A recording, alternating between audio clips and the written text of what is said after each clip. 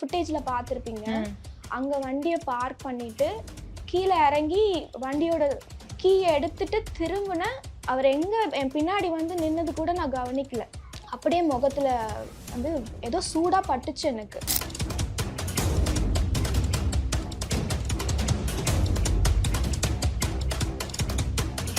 நான் போட்டிருந்த இன்னர்ஸ்லாம் மெல்ட் ஆயிடுச்சு. நேராக ரெஸ்ட் ரூம் போயிட்டேன். அங்கேருந்து தண்ணி எடுத்து என்ன பண்ணுறதுல ஊற்றிக்கிட்டே இருந்தேன். அதுக்குள்ளே சித்தப்பா வந்து அவரை அங்கே பிடிச்சிட்டாங்க. பிடிச்ச உடனே என்ன சொல்லியிருக்காரு, என்னை விடுங்க, இப்படி நடந்து பாருன்னு நான் கனவுல கூட நினைக்கல. நான் வந்து அவ்வளோ லவ் பண்ணுங்க. என் பிள்ளைக்கு நான் சாப்பாடு ஊட்டி விட்டுறணும் இல்லையோ, அவர் வீட்டுக்கு வந்தால் நைட்டு ஒரு வேளை என் கையால் சாப்பாடு ஊட்டி கொடுத்து தான் நான் தூங்க வைப்பேன். எனக்கு ரொம்ப பயம் இருக்கு. நான் வெளியே போறதுக்கு எனக்கு ஆள்லாம் அப்படியே ஷிவர் ஆகுது. சரியா தூங்கி ஒரு 12 நாள் கிட்ட ஆகுது. எனக்கு இல்லைன்னா அது யாருக்கும் இருக்கக்கூடாது. இருந்தா என் கூட இரு, என் பொண்டாட்டியா இரு. இல்லைன்னா நீ இருக்கவே வேணாம், நானே உன்னை போட்டுருவேன். நான் என்ன ஆனாலும் கூட இருப்பேன். நான் ஹோப் கொடுத்துருக்கேன். எப்பவுமே பக்கத்துல இருப்பேன் நான் சொல்லியிருக்கேன். அதனால வந்து அவங்க இதை சொல்றாங்க இவங்க இதை சொல்றாங்கன்னு கேட்டுட்டு நம்மளே விட்டுட்டு போயிட்டோம்னா அவனை யார் பார்த்துப்பான்னு எனக்கு ரொம்ப பிடிக்கும். நான் அவ்வளோ நேசிச்சேன். கட்டத்துல பிரச்சனை ரொம்ப அதிகமாகி சாப்பாடு சாப்பிட்டுட்டு இருப்பேன். தட்டுல வந்து எச்சி துப்புவாங்க. நம்ம சாப்பிட்ற தட்டுல காரி துப்புவாங்க. மாமனார் வந்து தண்ணி கேன் எடுத்துட்டு வந்து குடிச்சிட்டாருன்னா மனுஷனே கிடையாது. வாயை திறந்து அவ்வளோ கெட்ட வார்த்தை பேசுவார். மனசாட்சியே இல்லாம பேசுவார். யாரோ வந்து வீட்டுல விட்டுட்டு போவாங்க. வரவங்க எல்லாம் ஒரு மாதிரி இருப்பானுங்க. எனக்கு பயமா இருக்கும். கீழே உட்கார்ந்து இருக்கிறவரை கை பிடிச்சி தூக்கணும்னா கையெல்லாம் பிடிக்க மாட்டாரு. நைட்டியை பிடிச்சி எழுந்துப்பாரு. எழுந்து அப்படியே நைட்டியை கிழிச்சிருவாரு. எங்க அப்பா கூட என்னை சேர்த்து வச்சு தப்பா பேசினார். என்னை பெத்தவர் கூட என்னை சேர்த்து வச்சு தப்பா பேசினார்.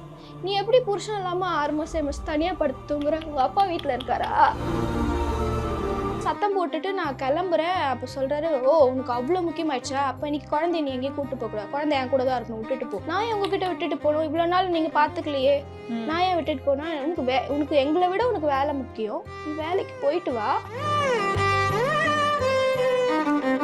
வேலைக்கு போயிட்டு நீ திரும்ப வரும்போது இந்த புள்ள இருக்காது, நான் கிருஷ்ணால் ஊத்திடுவேன்.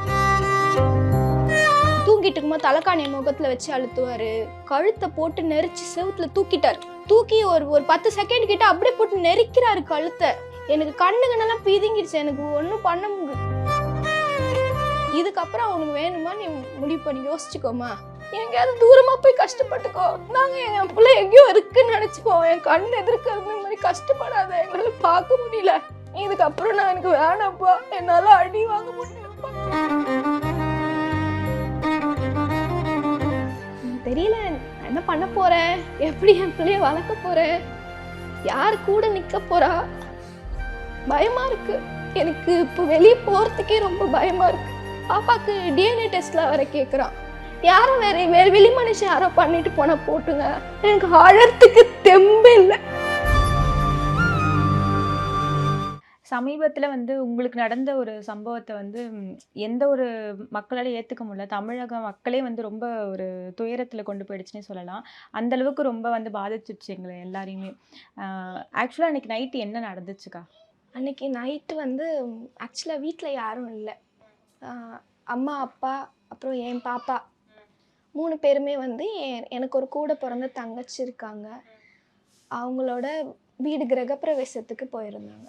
எங்கள் ஊருக்கு போயிருந்தாங்க. ஆமாம், மதுரையில் இருக்கு அவங்க வீடு. அதுக்காக அந்த ஃபங்க்ஷன் அட்டன் பண்ணுறதுக்காக வெள்ளிக்கிழமை நைட்டே போயிட்டாங்க இங்கேருந்து. வெள்ளிக்கிழமை நைட்லேருந்து நான் மட்டும்தான் இங்கே தனியாக தான் இருந்தேன். ஏன்னா வந்து எனக்கு அந்த வீக்லேயே வந்து டியூஸ்டே வந்து எனக்கும் அவருக்கும் ஒரு பெரிய சண்டை நடந்து, டிவோர்ஸ் கொடுக்க மாட்டேன், நீ வந்து என்னை விட்டுட்டு போயிடுவ அப்படின்னு ரொம்ப என்னை ஃபிசிக்கலாக ரொம்ப ஹராஸ் பண்ணி அடித்து என் முகமெல்லாம் காயமாக இருந்தது. அதனால் அந்த காயத்தோடு என்னால் ஃபங்க்ஷன் போய் அட்டன் பண்ண முடியல. அதனால் நான் வீட்டில் இருந்துட்டேன். ஸோ வெள்ளிக்கிழமை நைட்லேருந்து நான் வீட்டில் தான் இருந்தேன். இப்போது நான் வெளியே போகலை, லாக் பண்ணிக்கிட்டு வீட்டுக்குள்ளேயே தான் இருந்தேன். எனக்கு வந்து நான் ஆக்சுவலி ஸ்பெட்ஸ் யூஸ் பண்ணுவேன். அந்த ஸ்பெட்ஸோட ஒரு ஸ்க்ரூ எங்கேயோ விழுந்துடுச்சு. ஸோ எனக்கு தேட முடியல. அந்த ஸ்பெட்ஸ் வாங்கிறதுக்காக, அந்த ஸ்க்ரூ ஃபிக்ஸ் பண்ணுறதுக்காக பக்கத்தில் இருக்க ஆப்டிக்கல் ஷாப் போகலான்னு சொல்லிட்டு ஒரு 4 மணி இருக்கும், சண்டே ஈவினிங் ஒரு 4 மணி இருக்கும். நான் வந்து கிளம்பலான்னு தேடும் போது வீட்டோட லாக்கை காணோம். நானும் தேடுறேன், லாக்கு எங்கேயுமே கிடைக்கல. இங்கே தான் சும்மா அந்த கேட்லேயே தான் மாட்டியிருக்கும். லாக்கை காணோம். தேடி தேடி நானும் விட்டுட்டேன், இப்போ போங்கன்னு விட்டுட்டேன். அதுக்கப்புறம் நைட்டு எல்லா வேலையும் முடிச்சுட்டு சரி சாப்பிடலான்னு உட்காரும் போது மறுநாள் மண்டே மார்னிங் நான் ஆஃபீஸ் போகணும். எப்படி இருந்தாலும் எனக்கு லாக் வேணும். அம்மா அப்பா வந்து மண்டே நைட்டு கிளம்பி டியூஸ்டே மார்னிங் வர மாதிரி தான் பிளான். ஸோ என்னால் அப்படியே வீடை திறந்து போட்டு போக முடியாது, எனக்கு பூட்டு வேணும், ஒரு சின்ன பூட்டாவது வாங்கிக்கலாம்னு சொல்லிட்டு அம்மாவுக்கு கால் பண்ணி இன்ஃபார்ம் பண்ணிட்டு பூட்டு காணுமா, பூட்டு வாங்க போகிறேன்னு சொல்லிட்டு தான் போனேன். அன்றைக்கி நைட்டு போனேன், சாப்பிட்டு வேலையெல்லாம் முடிச்சுட்டு தான் போனேன். போயிட்டு லாக் வாங்கிட்டு, என்கிட்ட 2 வீலர் இருக்குது, லாக் வாங்கிட்டு ரிட்டன் வரும்போது நான் கீழே ரோடு இருக்கு இல்லையா, அங்கே வந்து ஒரு ஆட்டோ பின்னாடி நான் அவரை பார்த்துட்டேன். 2 வீலரில் வந்தீங்களா? ஆமாம், நான் 2 வீலரில் வந்தேன். அவரோட 2 வீலரில் அவர் அங்கே உட்காந்துருந்தார். நான் பார்த்துட்டு எனக்கு அவர் தான் தெரிஞ்சு போச்சு. நான் வண்டியை நிறுத்திட்டு பக்கத்தில் நின்று கேட்குறேன், வண்டியில் உட்காந்துக்கிட்டே கேட்குறேன், இங்கே என்ன பண்ணுறீங்கன்னு கேட்டேன். இருட்டில் என்ன பண்ணுறீங்கன்னா, நீ எங்கே போயிட்டு வரேன்னு ஃபஸ்ட்டு என்ன கேட்டார். நான் பூட்டு வாங்க போயிட்டு வரேன், நீங்கள் என்ன பண்ணுறீங்க இந்த டைமில் எங்கன்னு கேட்டதுக்கு, குழந்தைய பார்க்க வந்தேன் அப்படின்னு சொன்னார்.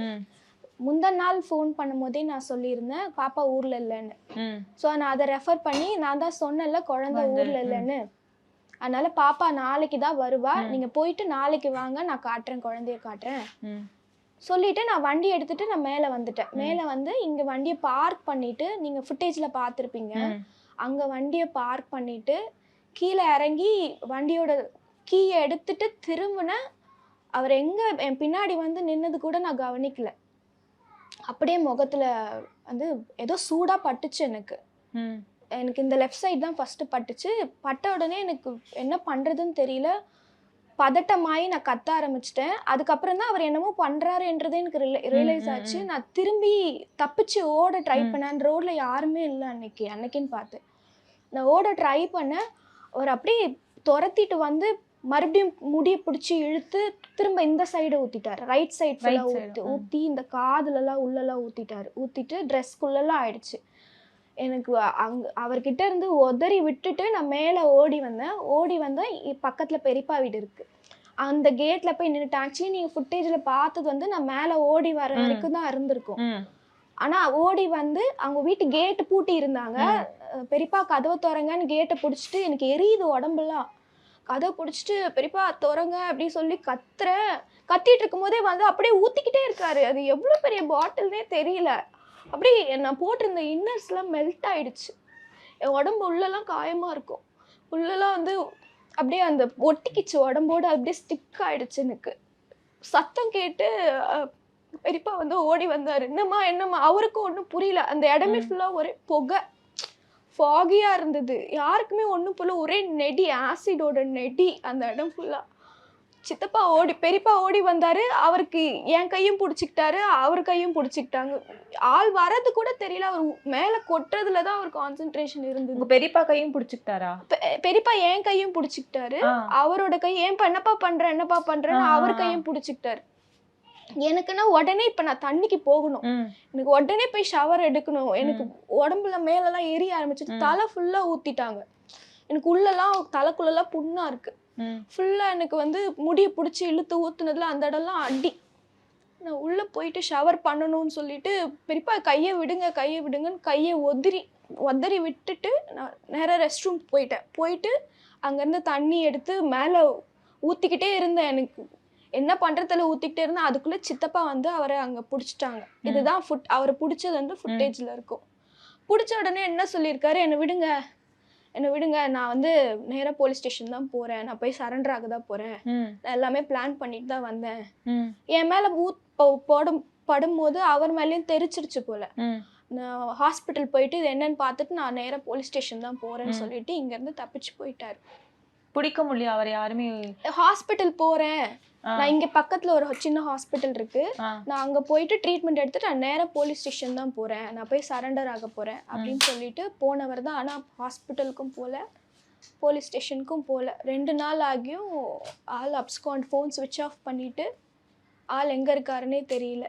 அதுக்கப்புறம் என்ன ஹாஸ்பிட்டல் அட்மிட் பண்ணி எனக்கு ட்ரீட்மெண்ட் பார்த்து எனக்கு ஆப்ரேஷன் ஆனதுக்கப்புறமா அகெயின் மீடியாவெலாம் வர வச்சு நாங்கள் ஒரு சின்ன ப்ரெஸ் மீட் கொடுத்ததுக்கப்புறமா தான் அவரை போயிட்டு அரெஸ்ட் பண்ணியிருந்தாங்க.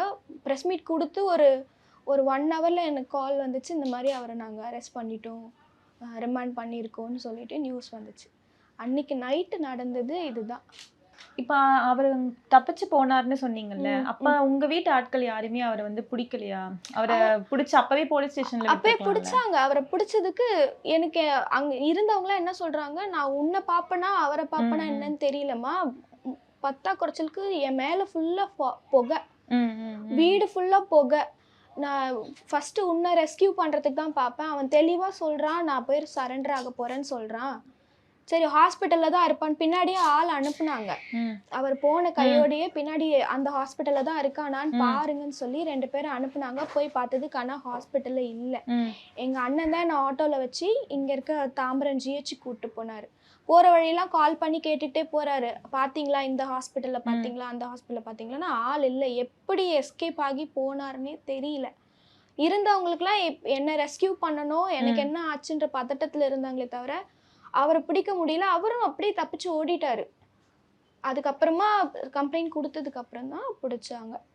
அதுக்கப்புறம் எப்படி கண்டுபிடிச்சாங்க, எங்கே இருந்தார் அதாவது தெரிஞ்சுதா? எங்களுக்கு எந்த நியூஸுமே வரல.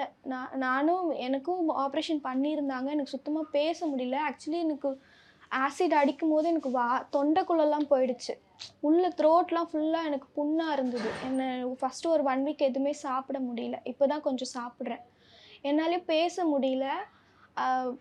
அப்பா அம்மா அப்போ தான் ஊர்லேருந்து வந்துட்டுருக்காங்க. விஷயம் நைட்டு நடந்தது சொன்ன உடனே வண்டி பிடிச்சி ரிட்டன் வந்துட்டுருக்காங்க. சித்தி மட்டும் தான் கூட இருந்தாங்க. அவங்களுக்கு விவரம் தெரியல, என்ன பண்ணுறது தெரியல. ஸ்டேஷன்லேருந்து கூப்பிட்டாங்க. கூப்பிட்டு உன் பேர் இதுதானம்மா என்னம்மான்னு விசாரித்தாங்க. ஆமாம் சார் நான் தான் இந்த மாதிரி ஆயிடுச்சுன்னு சொன்னேன். சரிம்மா அவரை பிடிச்சிட்டு இன்ஃபார்ம் பண்ணுறேன்னு சொன்னாங்க. ஆனால் அதுக்கப்புறம் எந்த இன்ஃபர்மேஷனும் வரல. அமைதியாக தான் இருந்தது. எங்களால் பொறுக்க முடியல, என்ன ஆச்சு தப்பிச்சு போயிடுவாங்களோ இல்லை திரும்ப வந்து எதோ அட்டாக் பண்ணுவாங்களோ. ஏன்னா அட்டாக்கிங் மோட்ல தான் இருக்கார் அவர். உங்களுக்கு இன்னமும் அந்த பயம் இருக்கு? எனக்கு ரொம்ப பயம் இருக்கு. நான் வெளியே போகிறதுக்கு எனக்கு இந்த கேட்டை தாண்டி போனால் என்னால் தனியாக நிற்க முடியல. எனக்கு கால்லாம் அப்படியே ஷிவர் ஆகுது, எனக்கு கையெல்லாம் ஷிவர் ஆகுது. என்னால் நான் பிறந்து வளர்ந்த இடம், நான் குட்டி பாப்பாலேருந்து இங்கே தான் இருக்கேன். என்னால் நான் வளர்ந்த இடத்துல தனியாக போக முடியல. யாரோ ஒருத்தர் கூட வந்தால் தான் போக முடியுது. எனக்கு அப்படியே பதட்டமாகி ப்ரெஷர் ஆகிடுது. எனக்கு இன்னி வரைக்கும் நான் ஸ்லீப்பிங் பில்ஸ் போட்டு தான் தூங்குறேன். சரியாக தூங்கி ஒரு 12 நாள் கிட்ட ஆகுது. எனக்கு கண்ணை மூடினாலே எனக்கு முகத்தில் அடித்தது தான் ஞாபகம் வருது. எனக்கு ஒரு சின்ன குழந்தை இருக்கா, அவளை நினச்சும் எனக்கு பயமாக இருக்குது. இப்போ எக்ஸாம்ஸ் நடந்துட்டுருக்கு, ஆனால் ஸ்கூலுக்கு விடுறதுக்கு பயமாக இருக்குது எனக்கு. அவர் ஒன்று மனசில் நினச்சிட்டான்னா அசையாமல் விடவே மாட்டான் என்கிட்ட. ஆனால் முன்னிலிருந்தே பிரச்சனை ஆரம்பிச்சு அப்பத்துலேருந்தே ஒரு 2-3 வருஷமாவே சொல்லிக்கிட்டு தான் இருக்காரு. எனக்கு இல்லைன்னா அது யாருக்கும் இருக்கக்கூடாது, இருந்தா என் கூட என் பொண்டாட்டியா இரு, இல்லைன்னா நீ இருக்கவே வேணாம், நானே உன்னை போட்டுருவேன், வச்சிருவேன் என் கையாலே அப்படின்னு அப்பத்துலேருந்தே. ஆனால் அது ஏதோ கோவத்தில் சண்டை போடும் போது சொல்கிறாங்க, ஆத்திரத்தில் சொல்கிறாங்க. ஆனால் இப்படி நடந்து பாருன்னா நான் கனவுல கூட நினைக்கல. நான் அவ்வளோ லவ் பண்ணுங்க. நான் ஒரு கிறிஸ்டியன் பொண்ணு. எங்கள் அம்மா அப்பா என்னை அவ்வளோ கன்சர்வேட்டிவான ஃபேமிலி. என் ஃபேமிலி அவ்வளோ பயபக்தியாக என்னை வளர்த்தாங்க. ஆனால் இவருக்காக இவர் சந்தோஷமாக இருக்கணும், இவர் பெற்றவங்க இவர் எதுவும் சொல்லிடக்கூடாது, இவர் கூட சேர்ந்து வாழணும்னு ஆசைப்பட்டு நான் எல்லாத்தையுமே விட்டுட்டேன். நான் எங்கள் அம்மா அப்பாவை விட்டுட்டேன், நான் கும்புற கடவுளை விட்டுட்டேன். எனக்குன்னு ஒரு ஃப்ரெண்ட்ஸ் கிடையாது. ஏன்னா நான் யாருக்கூடையாவது பேசினா அவருக்கு பிடிக்காது, அதனால நீங்கள் பேசாமல் இருக்கீங்க. ஆமாம், யாருக்கூடையாவது பேசணுன்னா இவருக்கு சுத்தமாக பிடிக்காது. இவர் ஏன் அவங்கக்கிட்ட கேர்ள் ஃப்ரெண்ட்ஸ் கிட்ட பேசினா கூட ஏன் அவங்க கூட அவ்வளோ நேரம் ஃபோன் பேசுகிற, யார்கிட்ட ஃபோன் பேசுகிற. நம்ம இப்போது ஏதாவது காலில் இருப்போம், செகண்ட் லைன் வந்தாருன்னா கேட்பாரு யார்கிட்ட கால் பேசுகிற, எதுக்கு இவ்வளோ நேரம். ஆமாம் கேட்பார், ரொம்ப இன்செக்யூர்டாக இருப்பார் அவர். கேட்பாரு, இல்லைங்க இந்த மாதிரி ஃப்ரெண்டு கால் பண்ணால் பேசிட்டேன், ஸ்க்ரீன்ஷாட் அனுப்பு, எனக்கு உடனே ஸ்க்ரீன்ஷாட் அனுப்புவார். நம்ம கால் பேசிகிட்டு இருக்கும்போதே அது ஸ்க்ரீன்ஷாட் எடுத்து அவருக்கு நம்ம அனுப்புனாதான் ஓ இவங்கக்கிட்ட பேசியிருக்கா. வீட்டுக்கு வந்த உடனே ஃபோன் வாங்கி பார்ப்பார், எவ்வளோ நேரம் பேசியிருக்காங்க, கால் டைம் எவ்வளோ நேரம் நோட் பண்ணுவார், இதெல்லாம் செய்வார். அதனாலே எனக்கு ஃப்ரெண்ட்ஸே கிடையாது. நான் ஒரு ஃப்ரெண்ட்ஸ் கூட கிடையாது. இப்போ இந்த ரீசெண்டாக இந்த ஒரு சம்பவத்துக்கு அப்புறமா எனக்கு கால் வருது. எங்கெங்கேருந்தோ கால் பண்ணுறாங்க, துபாயிலேருந்து கால் பண்ணுறாங்க, எங்கெங்கேருந்தோ கால் பண்ணுறாங்க. எல்லோரும் என் கூட படித்த பசங்க, என் கிளாஸ்மேட்ஸு. ஏன்னு எங்ககிட்ட ஒரு வார்த்தை சொல்லியிருக்க கூடாதா, அவன் இப்படி தான் உனக்கு தெரியும்ல. எனக்கு அவர் முரட்டு பையன், கொஞ்சம் ரகடான ஆள் எனக்கு தெரியும். ஆனால் இவ்வளோ இறக்கமே இல்லாத மனுஷன்னு நான் நினச்சி பார்க்கல, கொஞ்சம் கூட நினச்சி பார்க்கல. ஏன்னா நான் அவ்வளோ லவ் பண்ணேன், நான் குழந்தை மாதிரி பார்த்துக்கிட்டேன். என் பிள்ளைக்கு நான் சாப்பாடு ஊட்டி விட்றணும் இல்லையோ, அவர் வீட்டுக்கு வந்தால் நைட்டு ஒரு வேளை என் கையால் சாப்பாடு ஊட்டி கொடுத்து தான் நான் தூங்க வைப்பேன். எனக்கு அப்போ தான் திருப்தியாக இருக்கும். ஒரு நாளைக்கு ஒரு வேளையாவது என் கூட உட்காந்து சாப்பிடுங்கன்னு கேட்பேன். நான் அவ்வளோ பாசமாக பார்த்துக்கிட்டேன். நான் பிறந்து வளர்ந்து நான் படித்தது, கேட்டது, நம்பினது, என் தெய்வம், என் கடவுள் எல்லாத்தையும் விட்டுட்டேன். எதுவுமே வேணாம், நீ தான் உலகம்னு கண்ணை மூடிட்டு பிளைண்டாக அவர் கையை பிடிச்சிட்டு அவர் எங்கே கூப்பிட்டு போனாலும் என்னை நல்லா வச்சுப்பாரு, என்னை நல்லா பார்த்துப்பாரு. நான் ரொம்ப நம்பினேன். நம்பி நான் போனதுக்கு இன்னைக்கு நான் இந்த இடத்துல உட்காந்துருக்கேன். எப்படிக்கா பழக்கம், எப்படி தெரியும் அவர் ஒரே ஸ்கூல், நாங்கள் 2 பேரும். எனக்கு ஒரு 17 வருஷமா அவரை தெரியும். நான் ஒரு 8th ஸ்டாண்டர்ட்லேருந்து எனக்கு அவரை தெரியும். ஒரே ஸ்கூல், ஆனால் வேறு வேறு கிளாஸ். நாங்கள் 2 பேரும் சும்மா நார்மலாக பேசிப்போம், பார்த்துப்போம், சிரிச்சுப்போம், அப்படி தான் இருந்தது.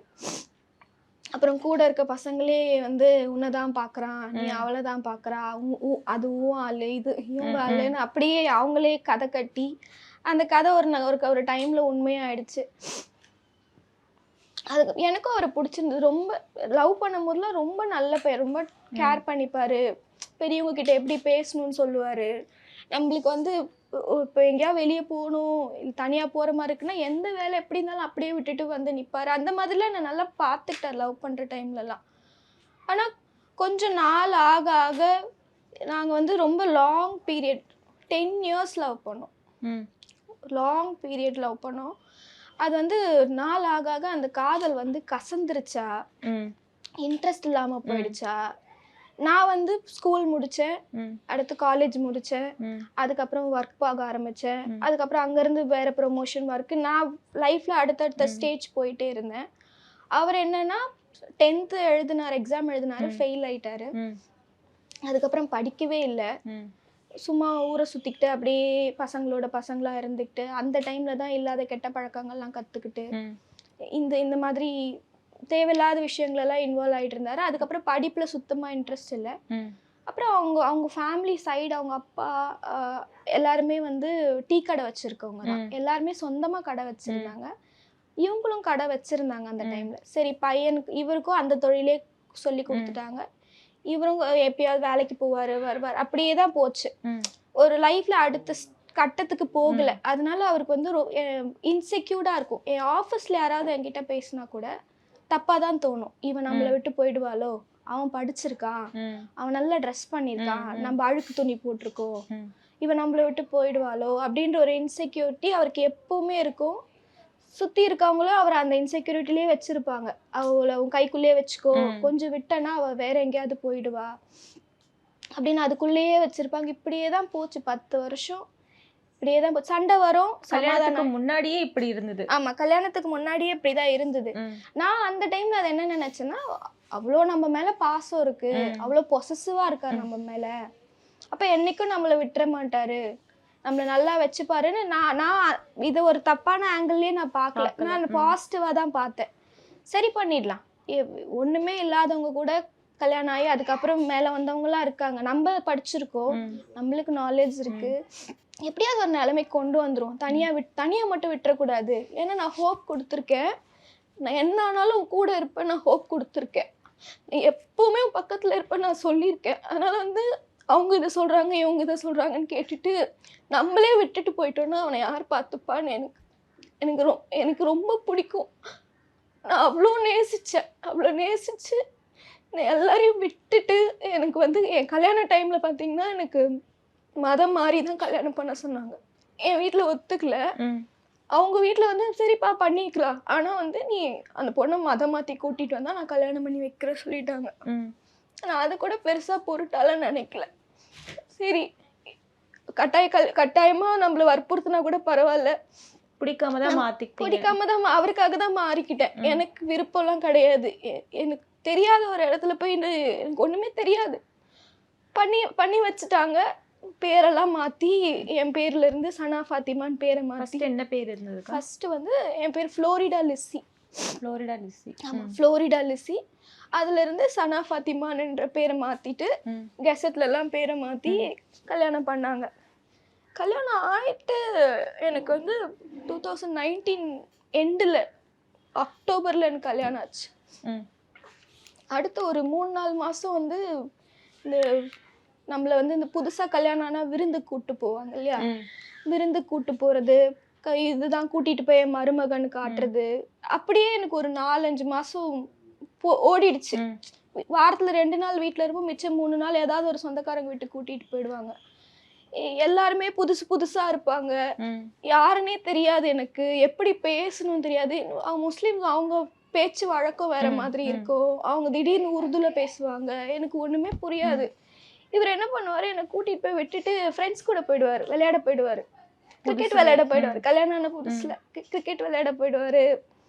அப்போது அந்த பப்ஜிலாம் இருந்த டைம், பப்ஜி ஃப்ரீ ஃபயர்லாம் இருந்த டைம், சேர்ந்து கேம் விளையாடுவார். எனக்கு அந்த கூட்டத்தில் என்னை சுற்றி ஒரு 30 பேர் இருப்பாங்க, யாருன்னே எனக்கு தெரியாது, என்ன பேசணும்னு தெரியாது. அப்படியே உட்காந்துருப்பேன் தனியாக, நான் பார்த்து அமைதியாக உட்காந்துருப்பேன்.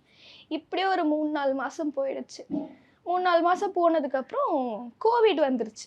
2020 கோவிட் வந்த உடனே அதுக்கப்புறம் என் கூடவே இருந்தார். ஏன்னா வேற வழி இல்லை, வெளியெல்லாம் போக முடியாது, வேலையும் இல்லை, ஃபுல்லாக பேண்டமிக்ன்றதுனால கூடவே இருந்தாகிற சுச்சுவேஷன். என் கூடவே இருந்தார். அந்த டைமில் வந்து என் கூடவே இருப்பார், ஏதாவது கேட்டோம் நான் சமைச்சு கொடுப்பார், நல்லா பார்த்துக்கிட்டு இருந்தார். நான் வந்து ஒரு 8 மாதத்துக்கு அப்புறம் கன்சீவ் ஆகிட்டேன். கன்சீவ் ஆனதுக்கப்புறமா எனக்கும் என் மாமியாருக்கும் நடுவில் வந்து சின்ன அம்மா அப்பா என்கிட்ட பேச ஆரம்பிச்சிட்டாங்க. கன்சீவ் ஆனதுக்கப்புறம் அம்மா அப்பா உள்ளே வந்த உடனே என் மாமியாருக்கு அவங்களுக்கு ரொம்ப இன்செக்யூர்டாக இருந்தாங்க.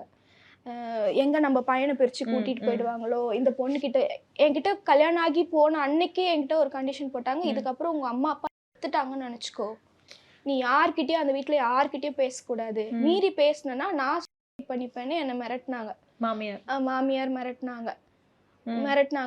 அதனால வந்து நான் அம்மா அப்பா கிட்ட பேசாமலே அப்படியே இருந்துட்டேன். நான் கன்சீவாக இருக்குன்னு தெரிஞ்சோடனே அம்மா அப்பா வந்து தேடி வந்து பேசினாங்க. எனக்கும் எங்கள் அம்மா அப்பா வேணும், எனக்கும் ரொம்ப நாளாக யார்கிட்டையுமே பேசாமல் புது மனுஷங்க, எனக்கு ஒரு மாதிரி நிறைய. எங்கள் அப்பா வந்து ஒரு டீ கூட என்னை போட விட மாட்டாங்க, எங்கள் அம்மா தான் எல்லாம் செய்வாங்க. அங்கே போயிட்டு எனக்கு வந்து எனக்கு கால் வலி முடியாமல் ஆயிடுச்சு. எனக்கு நின்றுக்கிட்டே இருப்பேன், கிச்சன்லேயே இருப்பேன். வேலை நிறைய இருக்கும். வீட்டில் 5 பேர் நாங்கள் மொத்தம், 5 பேருக்கும் 5 விதமாக சமைக்கணும். எனக்கு குக்கிங் தெரியாது, கொஞ்சமாக தடுமாறி கற்றுக்கிட்டேன். கிச்சன்லேயே இருக்கணும், செய்யணும், இதெல்லாம் பண்ணிட்டேன். நம்ம ஒரு வீட்டுக்கு போனால் இதெல்லாம் செஞ்சு தான் ஆகணும். அதெல்லாம் அட்ஜஸ்ட் பண்ணி செஞ்சுக்கிட்டேன். மாமியார் அவங்களுக்கும் சுகர் பேஷண்ட்டு, அவங்க படுத்துக்கிட்டே இருப்பாங்க, படுத்துக்கிட்டு ரெசிபி சொல்லுவாங்க, நம்ம செஞ்சு கொடுத்துருவேன். யாருமே இல்லாமல் எனக்கு அப்படி நான் வந்து வேலைக்கு போயிட்டு நான் இண்டிபெண்ட்டாக இருந்த பொண்ணு ஒரு பாயிண்ட்டுக்கு அப்புறம் ரொம்ப டிபெண்ட். எனக்கு ஒரு இப்போ திடீர்னு ஒரு ஜூஸ் சாப்பிடணும்னு ஆசையாக இருந்தால் கூட அவங்க கிட்ட போய் கேட்கணும். அப்போ நீங்கள் வேலைக்கு போகக்கூடாது சொல்லிட்டாங்க. கல்யாணம் ஆயிடுச்சு, இதுக்கப்புறம் நீ வந்து புருஷனை பார்த்துக்கிட்டு வீட்டு வேலையை பார்த்துக்கிட்டு இங்கே இருக்கிறது தான்மா, எங்கள் குடும்பத்தில் அதுதான் வழக்கம், வேலைக்கு போகக்கூடாது சொல்லிட்டாங்க. நான் ரொம்ப டிபெண்ட் ஆகிட்டேன். எனக்கு வந்து ஒரு தைரியமாக எல்லாமே ஃபேஸ் பண்ணுவேன், யார் வந்தாலும் பேசுவேன், நான் போல்டாக இருப்பேன். அந்த போல்ட்னஸ்ஸி என்னையே நான் ஒரு பாயிண்டில் தொலைச்சிட்டேன். நான் யாருன்னு எனக்கே தெரியல.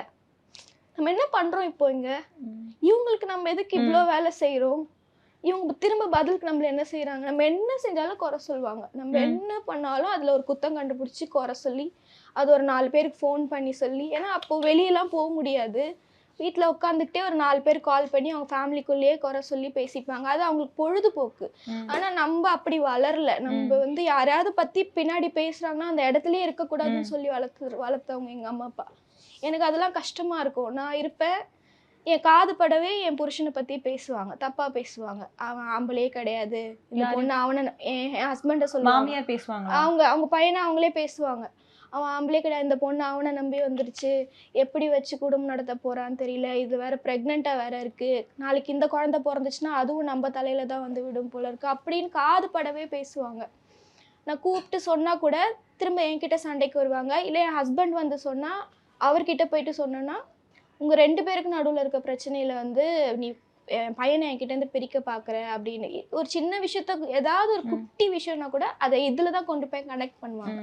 பையனை பிரிக்க பார்க்குறா, தனியாக கூப்பிட்டு போக பார்க்குறான், இப்படி பெரிய பிரச்சனை ஆகிட்டா. அப்புறம் அம்மா அப்பா வந்து பேச ஆரம்பித்ததுக்கப்புறம் அவங்க ரொம்ப இன்செக்யூர்ட் ஆகிடுவாங்க. எல்லாத்துக்கும் குறை சொல்லுவாங்க, குத்தி காட்டுவாங்க. ஒன்றும் இல்லாமல் வந்தவ, வரும்போதே கை வீசிட்டு வந்துட்டாங்க, அவங்க அம்மா அப்பா பிளான் பண்ணி கல்யாணம் பண்ணி வச்சுட்டாங்க, நீ போகிற மாதிரி போகுமா, நான் பின்னாடியே வந்து சேர்ந்துக்கிறேன்னு சொல்லிட்டு உனக்கு சொல்லி கொடுத்து கல்யாணம் பண்ணிட்டாங்க. இல்லைன்னா என் பையனுக்கு வந்து 80 சவரன் போட்டு கல்யாணம் பண்ணி வைக்க ஆள் ரெடியாக இருந்தாங்க, நீ என் பையனை மயக்கி கல்யாணம் பண்ணிட்டு வந்துட்ட, அப்படி இப்படின்னு பேசுவாங்க. அவங்க வயசானவங்க எதாவது பேசிட்டு போகிறாங்க, நானும் விட்டுருவேன். ஒரு கட்டத்தில் பிரச்சனை ரொம்ப அதிகமாகி சாப்பாடு சாப்பிட்டுட்டு இருப்பேன், தட்டில் வந்து எச்சி துப்புவாங்க. சண்டையாக இருக்கும் வீட்டில், பையனுக்கும் அம்மாவுக்கும் சண்டையாக இருக்கும்.